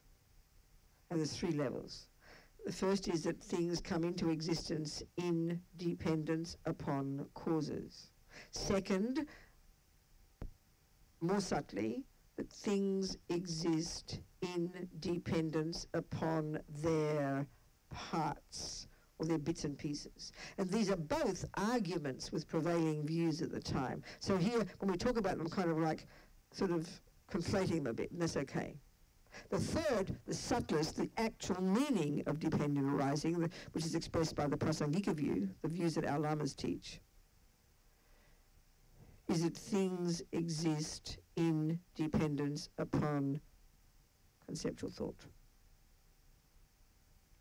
So this dependent arising, as Lama Yeshe puts it, is as paraphrasing Tsongkhapa, is the king of logics that proves ultimate reality, that ultimately, finally, things lack an independent nature. Things being interdependent proves they lack an independent nature. The shorthand for that is the word emptiness. So we really put this in the sky sometimes. Let's kind of unpack these concepts, okay?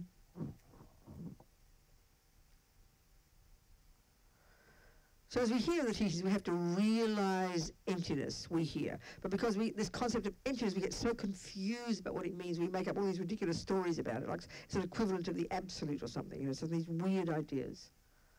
So it's really important to kind of unpack this simple concept, So it is a simple concept. So, you know, I will go I will look in here and I'll go, oh, my cup's empty. So we know, because we know what goes in cups, in my case hot water, you know what I'm saying is, there is no water in my cup. We get it, don't we? My cup's empty. Meaning, there is something that does exist, a cup, that lacks something else. In this case, water. Right? You agree? Isn't it? You look in your bank account. Oh, God, my bank account's empty. Well, know what it means. It means of dollars, not of water. If you say, oh, the room's empty, we kind of know it means of people. So we have these ways of talking, and this is perfectly fine, and we understand it. There is something that does exist that lacks something else. Well, that's exactly how Buddha's talking. He says, guess what, folks? Everything's empty. Well, clearly not of dollars and not of water and not of people. Of what? He's just saying that. That's all. He's saying everything in the universe that does exist conventionally lacks, is empty of, lacks a particular way of existing that ego grasping thinks they have, but which they don't have. So the reason, so then, okay, let's just use some examples here, just to get our head around this phrase. Let's say Norma is convinced there is $5,000 in her savings account. She believes it, she knows it, she's been putting it in there, she's been saving it up because she's going to come on the pilgrimage with me next year. I'm joking, she's not, but she might, I don't know. Whatever, just say. She's saving up her $5,000 to pay for her pilgrimage. She knows it's there, she's been saving it every day. So she goes into her bank account, she turns it on, she puts a password in, and then she looks at the statement, and what she will see in reality is a zero.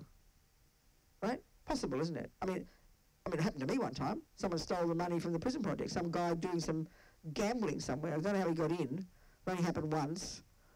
So it's possible. Now, the point is this. The point is this. The point is this. The point is this.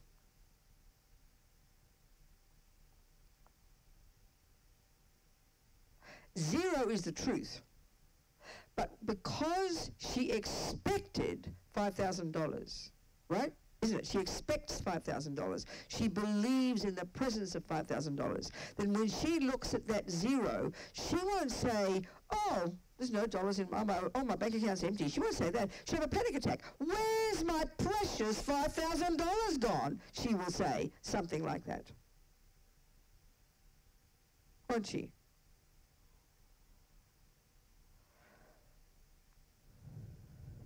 If I'm expecting my delicious hot cup of wonderful chai in the morning with my hot milk and my ginger and my cardamom and my honey and my milky, milky tea, but very strong, if I'm expecting it, I made it, I know it's there, I expect it, when I look in the cup, I'll get a shock. Oh! I will say, because I was expecting it to be there. So the Buddha's saying, which we didn't know, that we think, he says we all, having this ego grasping's job, ego grasping is the root delusion on the basis of which we have attachment, on the basis of which we have anger, all the other drama queens. So this ego grasping's job, this misconception, is to believe 1,000,000,000% that there is here. Okay, we'll do the different levels of dependent arising. We'll use the second one as a good example. It's not the subtlest, but it's a good example. The second level of dependent arising is that everything that exists in dependence upon its parts. Now, this seems pretty abstract and like, who cares? Things have got parts. Yeah. What he's arguing was the prevailing position at the time that would say that there is a soul or a creator or a self, an Atman, that is permanent, unchanging, blah, blah, blah, having characteristics that Buddha says they can't have, possibly. So there's this fantasy that, and roughly speaking, how this kind of happens in daily life, speaking simply, is because of this ego grasping, this misconception, we totally believe, absolutely implicitly, 1,000,000,000%, and our language expresses it, that in here, we're a type of phenomenon called a person. This is called a book. That's a cup. That's a thermos. That's a flower. This is a person. Person, self, me, I are all synonymous. They're the words used to refer to this type of phenomenon. So each of us is an example of those of those phenomena, aren't we? Of a phenomenon, a person. So he says, in relation to this self, this I, this conventional I existing here, that we totally believe without ever questioning, and our language expresses it. It's there every second. This ego grasping causes us to believe that there among here and in here the parameters, not including this here, like this. These are the parameters of the person called Robina, aren't they? So he says we have body in here, we have the body and we have the mind. They're separate phenomena. Mind is consciousness, it's not physical, and then we have a body. And the body and mind together is a living person.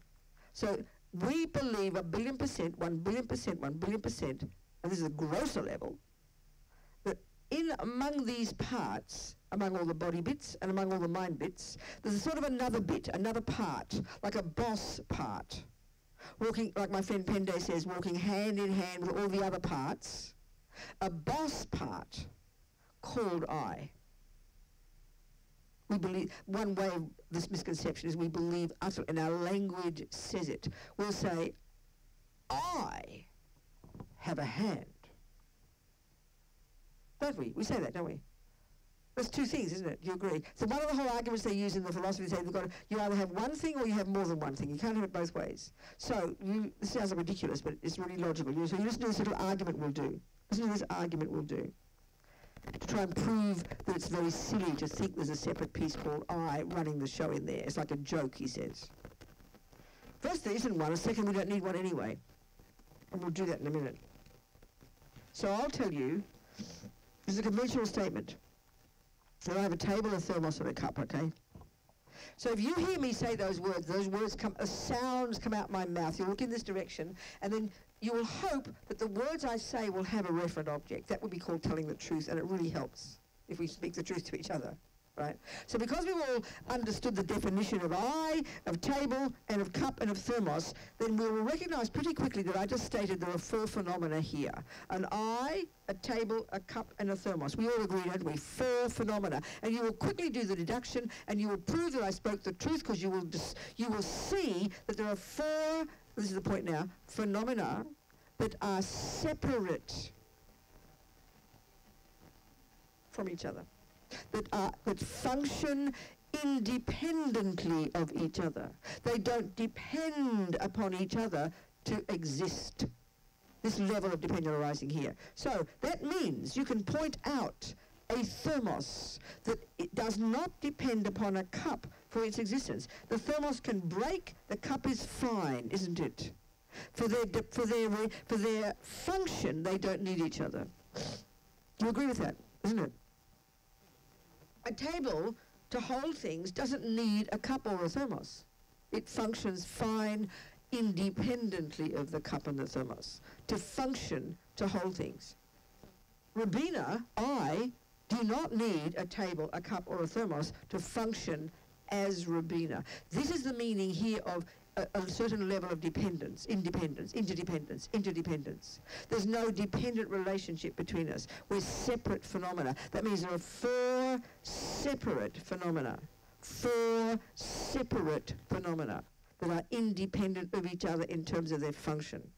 Easy peasy, we can prove it. Well, I will tell you another statement, that I have a nose, a hand and a foot. So it's going to have to be the same scenario. That's four phenomena. I is one phenomena. We said it, a noun.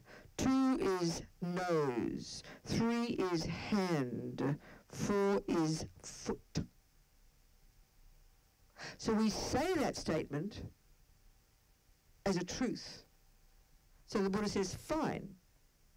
Then let's point out these 4 separate phenomena. Well, there's my foot. And my foot does not need a hand to function to do its job of walking. My hand doesn't need a foot to do its function of holding. My nose does not need either of these to do its function of, snorting. Now, the 4th phenomenon is called I, right? We said that, didn't we? I? It's a 4th phenomenon. It's 4th. There's 4 words there, 4 nouns. 4 phenomena. So we act as if that there is a phenomenon that is separate, because we say it, I have a nose. How dare you say my nose is so ugly? I nearly fell off the mountain, we say. You know, so now, so we believe that there is an I. This is a really gross one. We believe there is a piece called I that is separate from the hand, the foot, the nose. We think that, we feel it. But Buddha says just start investigating, please, and kindly point it out.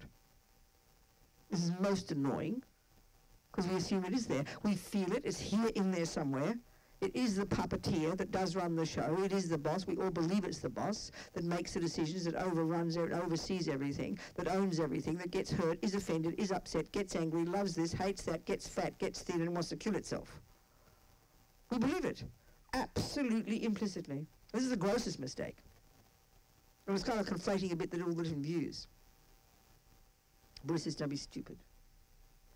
Not only do we not need, not only is there not one that you can point out, and you've got to be rigorous and do all the meditation, and even now make some suggestions where you think the I is, but he says you don't need one. And we'll do another experiment in a second to prove we don't need one. So any suggestions of what the I might be? Because we say it every day. It's a central player in our head. Any suggestions? Just say anything you like, doesn't matter. Just say some things. Any suggestions?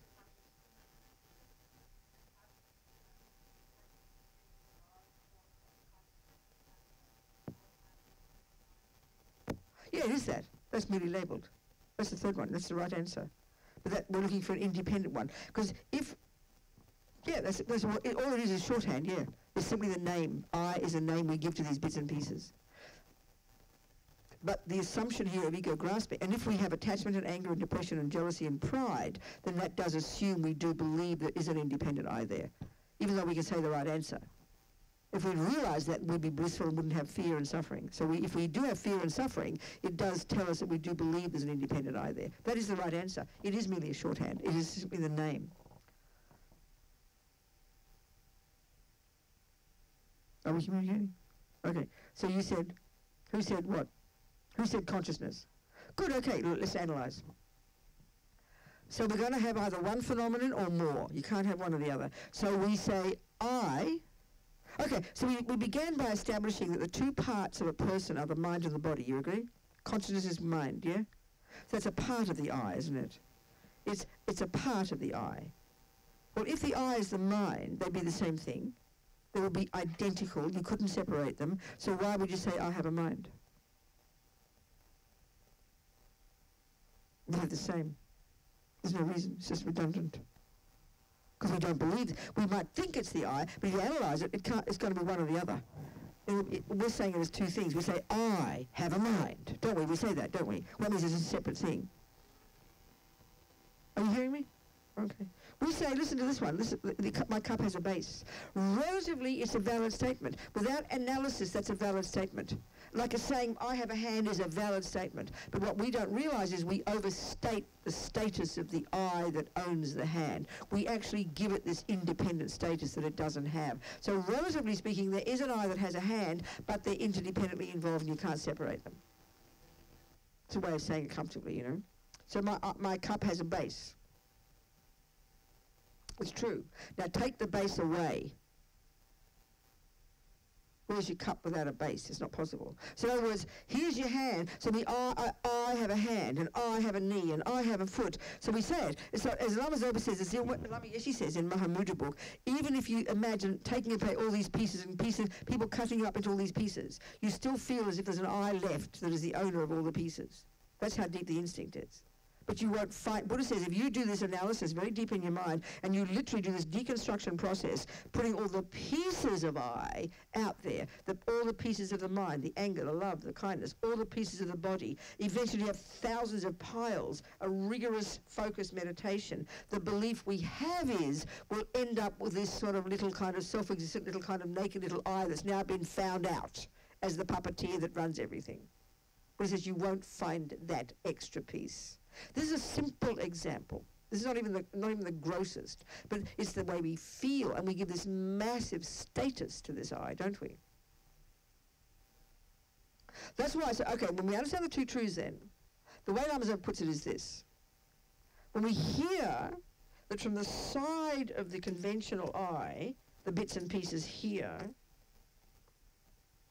there is absolutely not one atom of anything that gives the meaning. There's no, as the Greeks would say, there's no essence or something, substance, essence. The Christians would say soul. The Hindus would say Atman. There's not one atom of anything here.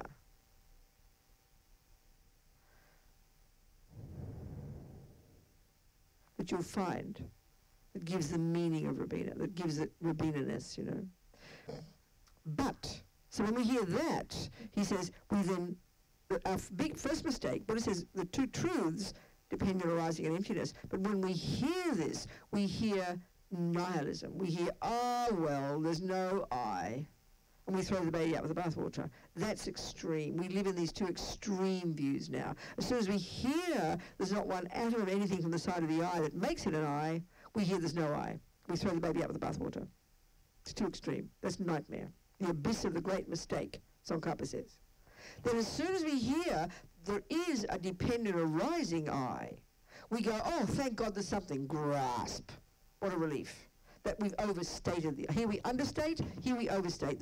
This is the reification, the concretization, the eternalistic, permanent kind of view, you know? That there's something there. This view is the view of a creator and a soul, like a boss that runs the universe, or a self that runs this person. Buddha says you don't need a boss. Karmically, we do fine creating ourselves, and karmically, even the bits and pieces do fine doing the job of doing things. And we'll do a little scenario to prove that one.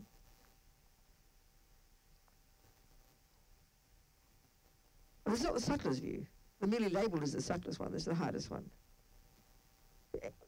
Okay, yeah, go.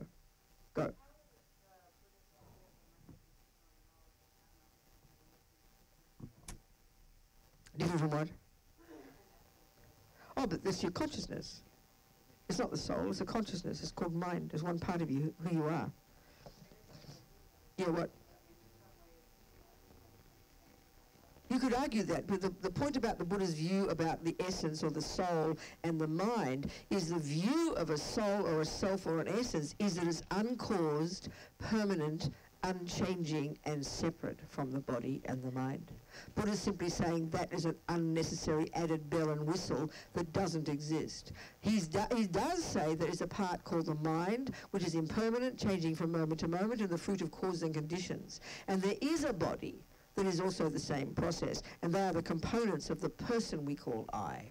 But we give extra status to the component called I, and we make it a third piece, speaking simply, speaking kind of very grossly, you know, do you understand?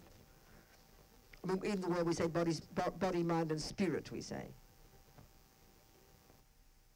So Buddha's not being nihilistic and saying there's no I. He is saying there's an I, but it's an interdependent I. It's an I that we use as a name to refer to these parts. But it's an interdependent relationship, whereas we tend to feel in one gross way that it's an independent piece that runs everything. So let's just use this little kind of exercise. I'll use this example. You know, you all agree, don't you, this action is called Robina holding a cup in her right hand, isn't it? So I'll use this example. Let's say I've forgotten how to do it, and Norma has to teach me. So there's an awful lot of things. She'd have to start writing a list, wouldn't she, of all the bits and pieces of the body that I've got to start to exercise that are involved in holding a cup, you agree? And then I've got to look at all the parts of the mind that are involved. So there's going to be hundreds and hundreds of parts if you really do a rigorous description of all the bits and pieces I have to learn to coordinate. There'd be a lot of parts, wouldn't there? Do you agree with that, people? You agree with that in general, don't you? Many parts of the body, the finger, the this, the index, the thing, the wrist, the that, the elbow, the thing. Do it this way, put this way, fix this way. Then the mind is the crucial one. If this is a dead body, don't bother, you know. So what are the parts of the mind involved? Well, there's so many. There's my sensory consciousness. I've got to have ear consciousness so I can hear her. I've got to have eye consciousness so I can watch her. I've got to have, you know, tactile consciousness, so I can recognize the different bits, many parts. Then I've got mental consciousness. Well, the main part there is called intention. I will listen to Norma every second. I will pay attention. I will concentrate. I'll have mindfulness. I'll have many parts of my mind are all working hand in hand with the parts of the body to accomplish the goal of holding the action of holding a cup in my right hand. Are we communicating? It's like writing a detailed plan or an IKEA plan. All the bits you need to put together to accomplish this edifice called Robina holding a cup in her right hand. Are we communicating here? Okay. So the question is this. What role is left over for the poor little self-pity me who feels like they haven't got a job? I want to do a job too. What's my job? Little I is saying. I mean, I'm making up a silly game here. But what role is left over? Think carefully. If we've given a definitive list of all the bits of the body and all the bits of the mind, what role is left over that is left over for the part called I? What do you think? This is the question. Any suggestions? Say what you like. Don't worry. Precisely, exactly. The boss, the one that runs the show. That's exactly right. That's exactly what we think. That's exactly what we think. So what job would it, but now be more precise, what job would it do though? Think of a job, we've got to be very specific. What job would it do?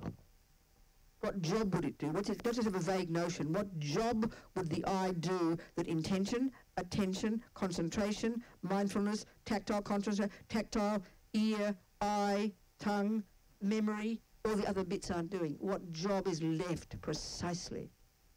Precisely. Huh?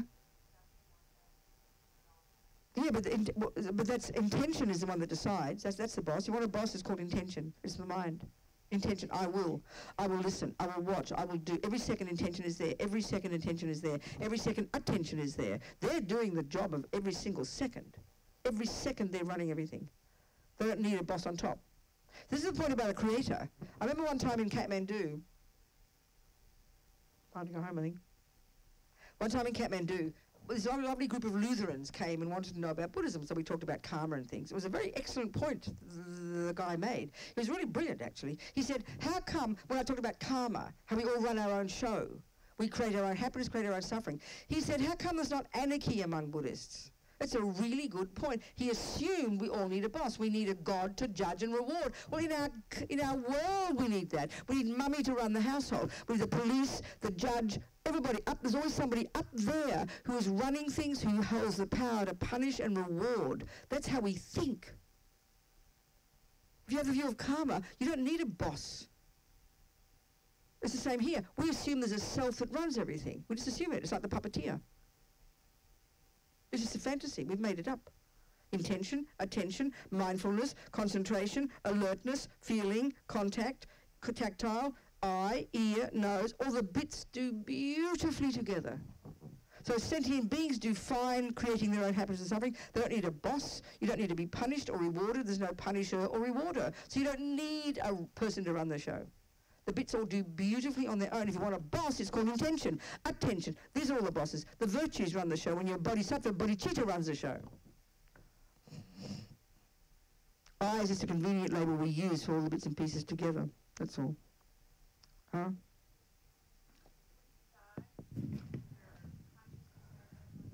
Yeah. Like a new Body. That's right. Yeah. What part is that? What part is what? That's going into. It's called your consciousness. It's called your mind. At the time of death, we've got gross consciousness, which is the sensory and the conceptual, the gross level of conceptuality, the grossest level. Then at a subtle level, we've got all these subtle levels of all our conceptual thoughts and stories and dramas. And then the body and the mind keep deconstructing until you get to very subtle consciousness, which is the subtlest level of our conscious energy, which is inextricably linked with the subtle wind energy. And these are inextricably linked. These are the fundamental building blocks of a person. So you could argue that that is like the repository of all the karmic imprints, programmed in that subtle consciousness. And then due to karma, you're born, your virtuous karma ripens at the time before you stop breathing and get a new mummy, and then you gradually join that body, and that consciousness then becomes the mind of that new person. Gross conceptual level, sensory, etc. So mind is beginningless and endless. It's consciousness. It's impermanent, it changes moment by moment, and equally you can't find an inherent mind within the parts of mind. You know, this view of the parts is an interesting one because we go, okay, the parts all do their job, right?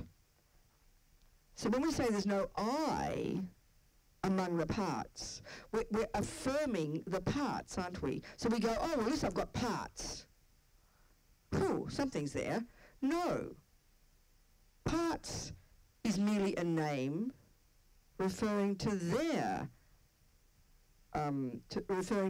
their parts.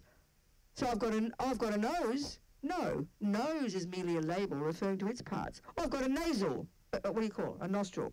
No. Nostril is merely a label referring to its parts. Well, I have a kneecap. No, sorry, darling. Kneecap is merely a label referring to its parts. It's like catch-22. You never find anything. So even atoms. Oh, I've got atoms at least. No, sorry. Atom is a label given to its parts. So as Lama Zopa says, the label can't be the base. There's a label put upon a base. This is one way. This is the type of analysis. Lama Zopa's teachings are really helpful. I think they're in this book. I can't remember. Let's take another tack and look more at the word emptiness, okay? We didn't go into enough of that one. Okay, when you study Buddhist philosophy, you learn these various terms that refer to that which exists. And why Buddha's onto that is because he says we're not cognizing that which exists right now. We've made up all these nonsense. So there are various synonyms for that which exists. Existent is one of them. Phenomenon, object of knowledge, established base. There are about 5 or 6, I can't remember, synonyms for that which exists. So that the definition of an existent, and they've all got their own definitions. They're all variations of the same thing. An existent is that which can be cognized by mind, clearly a valid state of mind. So that it's axiomatic that that which is a valid cognition, that which exists is defined, its very existence is defined by its being cognized by a valid state of mind. So it's axiomatic. So you can't separate mind from reality. I mean, mind is that which cognizes reality, and that's what verifies something as existing, that it can be cognized by a valid state of mind. So, another way to put it is, everything the mind cognizes is a phenomenon. They talk about the mind being the subject, and everything that it cognizes is an object. Object not being physical, but that which mind cognizes. So whatever mind cognizes is, so I like to think of it as a noun. An object is noun, a thing, a noun or a phrase or a noun.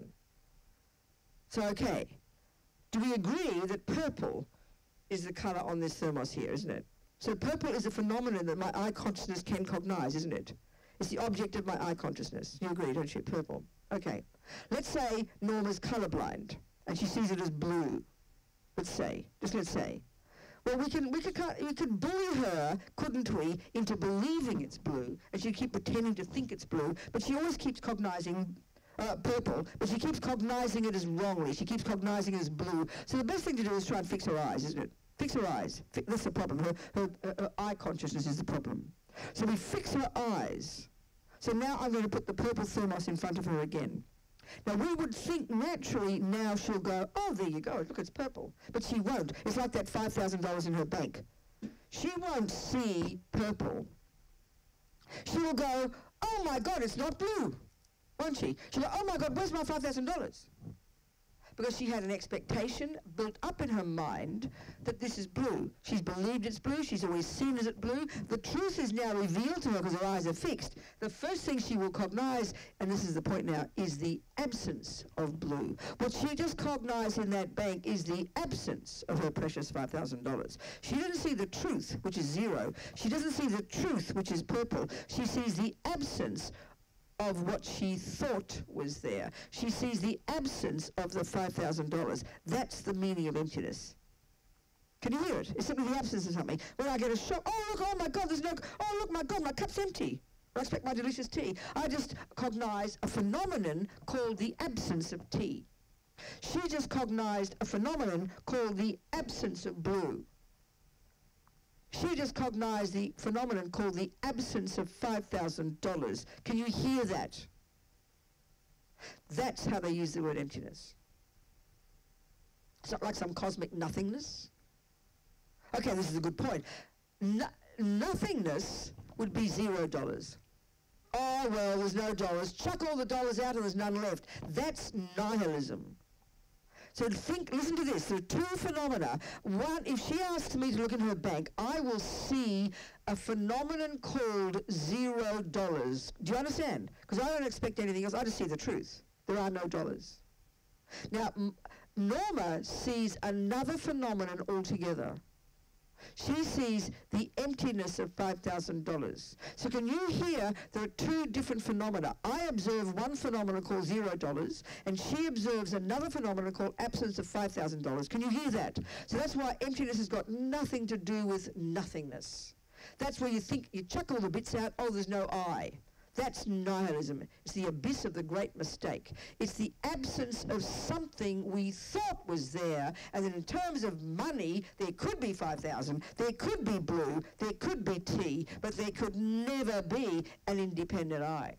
There never has been, isn't, and ever could be. So that absence is a much more dramatic absence. And that's when you have your first moment of the non-conceptual realization of emptiness. That's the first second you're climbing out of samsara into your nirvana. You can't fall back after that. You've cut the root.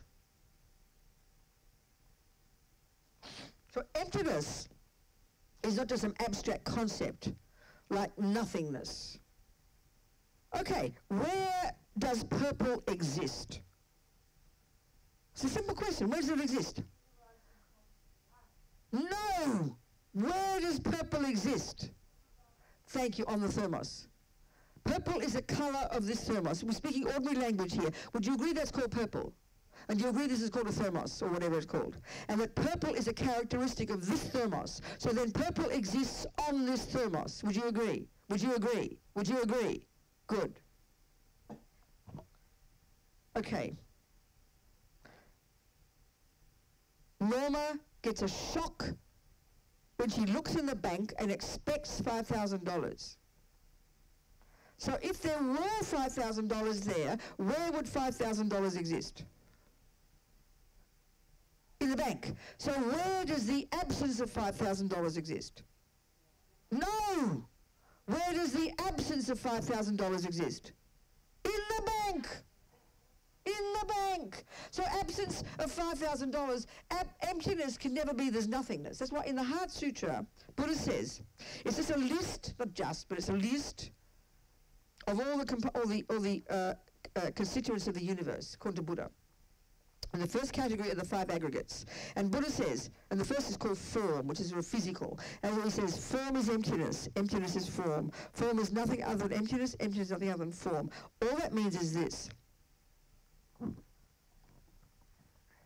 Absence of blue thermos equals emptiness of blue thermos is purple thermos. Purple thermos is nothing other than absence of blue thermos. Are you kind of hearing me? Bank account is the absence of, you can't have, okay, you say, oh, there are no $5,000. Excuse me, Robina, where are there no $5,000? Located in space and time. Where does there exist no $5,000? Where? In the bank account.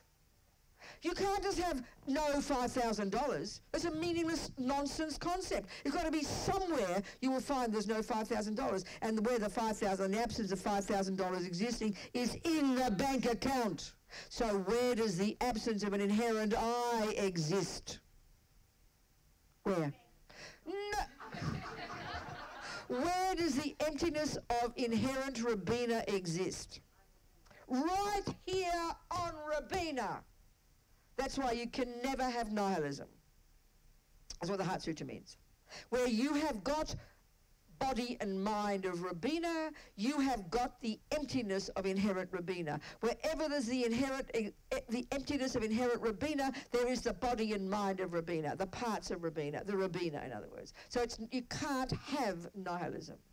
So nihilism is $0. Chuck out all the dollars and there's nothing left. But emptiness is the emptiness of the thing that she thought was there, that isn't there, that could have been there. In this case, it's a relative ordinary emptiness. But emptiness of inherent existence. Inherent existence, if the I were inherently existent, and in the Prasangika school, inherent is the one that covers everything. It means not dependent. That's it. So, if there were an inherent I, the Buddha says, there has to be an I that you can find that doesn't depend on anything else. It has to exist in isolation. It has, as the words are, it has to exist in and of itself. It has to be pointable, findable, there, that isn't anything else. That's what independent means. And Buddha says nothing can exist like that. Impossible to exist like that.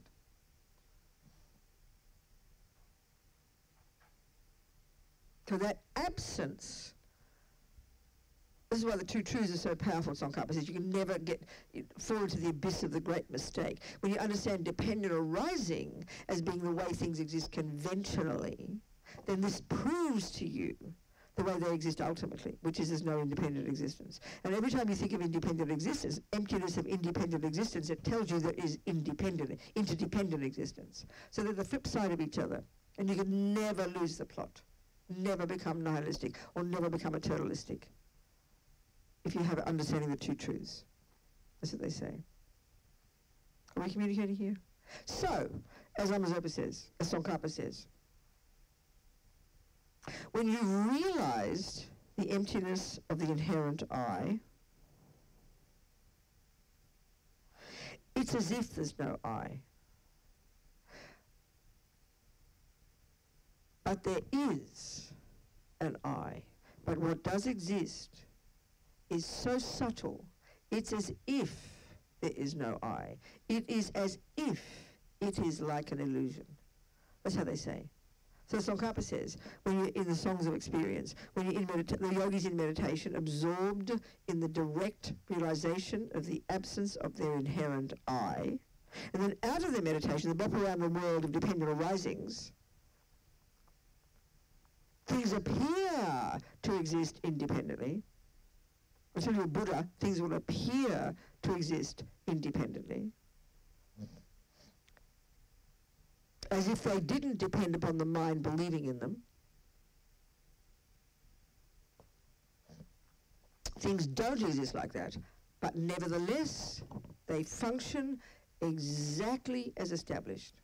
So, what's a cup, Mummy? Well, darling, it's this flat-bottom container here. But what does it do? It holds my tea. Well, okay, don't believe her. She has to prove it, so she pours tea. And then don't even believe that yet. You've got to prove that there's no other valid cognition that contradicts that. Now we establish a cup. We've established a conventional phenomenon called a cup. So, when we've proven the emptiness of the independent cup, it's as if there's no cup, as Lama Zopa says. You realize there's not one atom from this cup that makes it a cup. It's merely labeled a cup. It's as if there is no cup. But honey, Lama Zopa says, there is a cup. But what does exist is it's so subtle, it's as if it's an illusion. Or Tsongkhapa says that there's no cup from its own side. There's not an atom of cup from its own side. There can't be any independent here, cupness, that doesn't depend upon mind, not to mention all the other factors. But nevertheless,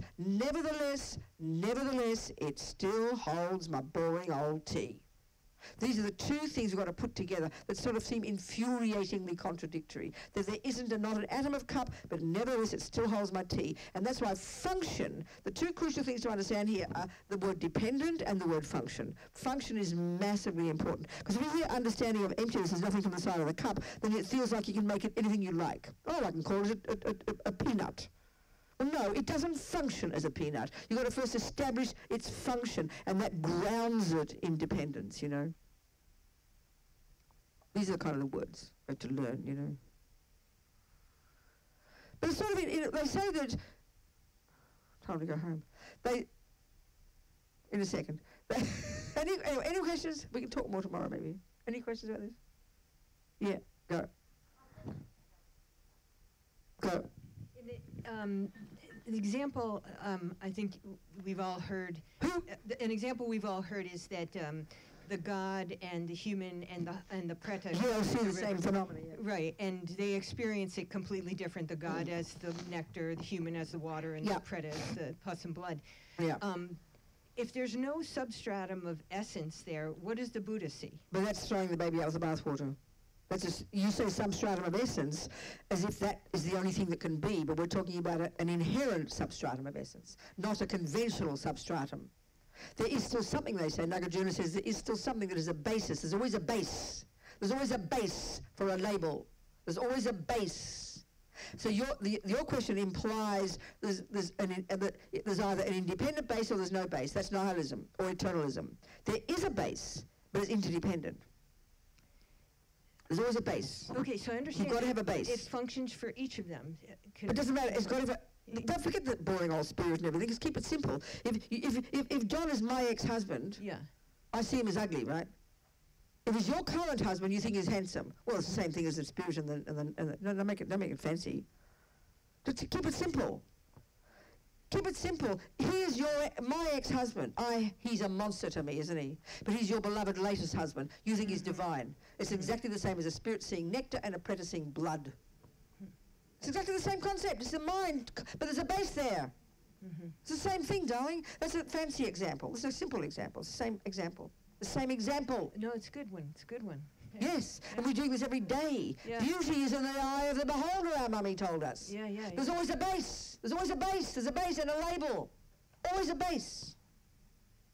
Depending on the karma, it appears a certain way. That's the point. If there's no base, then there's nothing. There's no existent. It's just fantasy. Got it. It's making up something. Do you see? Definitely. Good. I'm happy. There's always a base. There's always something. That's why it can never be nothing. There's always something. As I'm said, it's so something. It's as if it doesn't exist, but it does, and it functions to hold my tea. That's why I say everything in the world is illusory. Illusory, like walking things, walking and talking, and trees and moons and stars. They're all conceptual elaborate. They're all there's phenomena there. There's base. There's four elements. The four elements are indestructibly existing since beginningless time. All minds are beginningless since beginningless time. And according to Vajrayana, minds and elements are inextricably linked together. So the way everything appears to us is due to the karma we've created. There are elements there that appear as trees. There are elements there that appear as for light bodies, for gods. There are elements there that appear for hell beings. There's always some base. There's always a base. It's not made up. It's not inherent. Or it's not non-existent. It's not non-existent or existent. They're the two extremes. It's independently existent. So everything does exist, but not the way we think it exists. Everything does exist. Good exists, bad, up, down, hell, heaven. Water, nectar. There's always a base, and there's a label, according to the karma of the person. This is rooted in the two truths.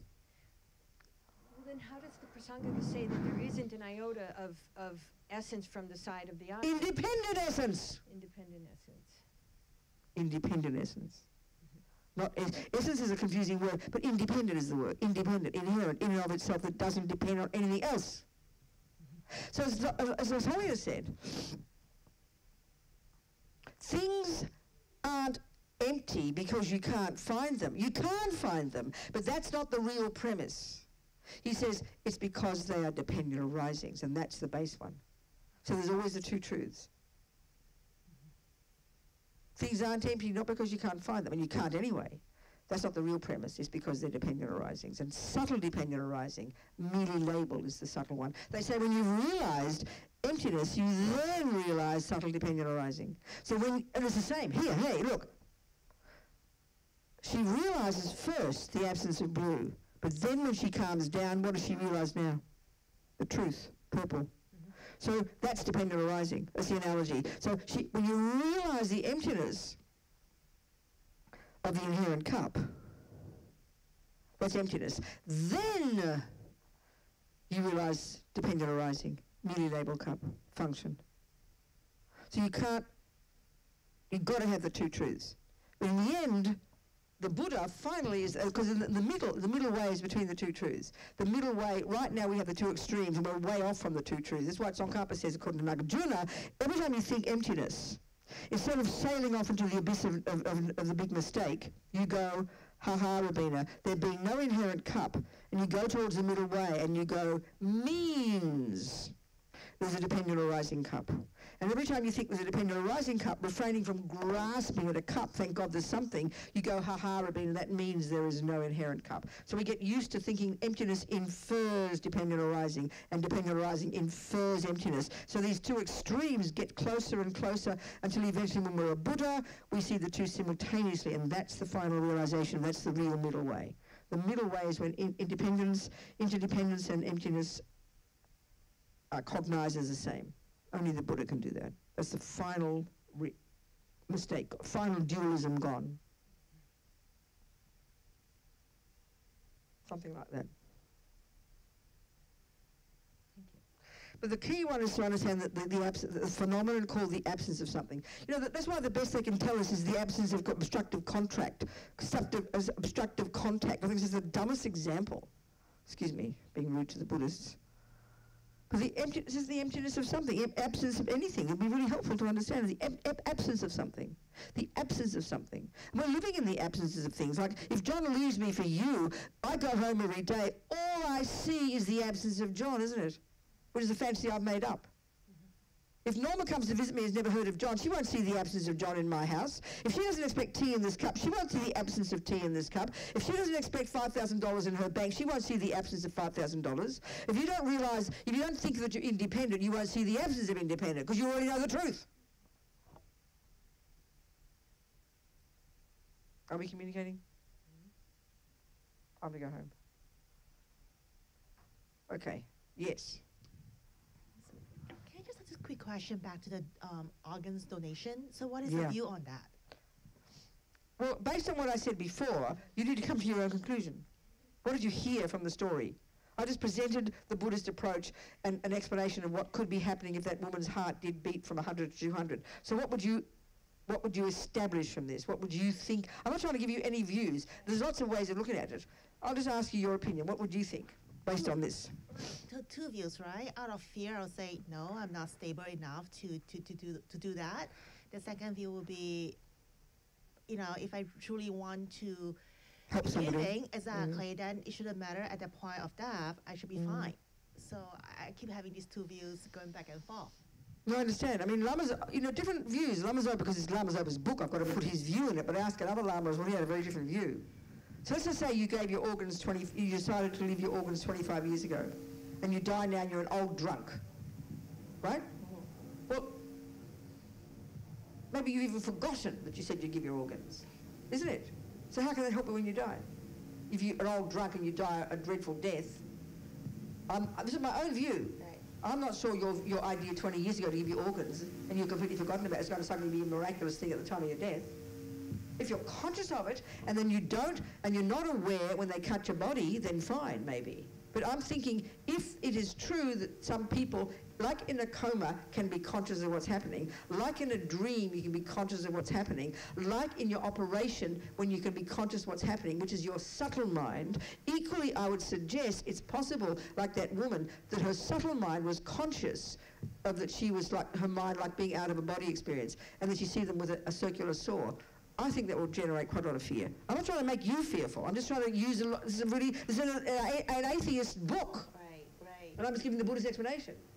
Lama Zopa felt that no matter what, even though the person won't feel it, but if they're unconscious, then they won't see it either, which means it would be fine. Because they died with a virtuous thought. So it just doesn't follow. As Rinpoche said to me, I tried to force him to say these things that I'm saying. He refused to say. He said, just put, be careful. Do you understand? So it's interesting to think about, that's all. Yeah.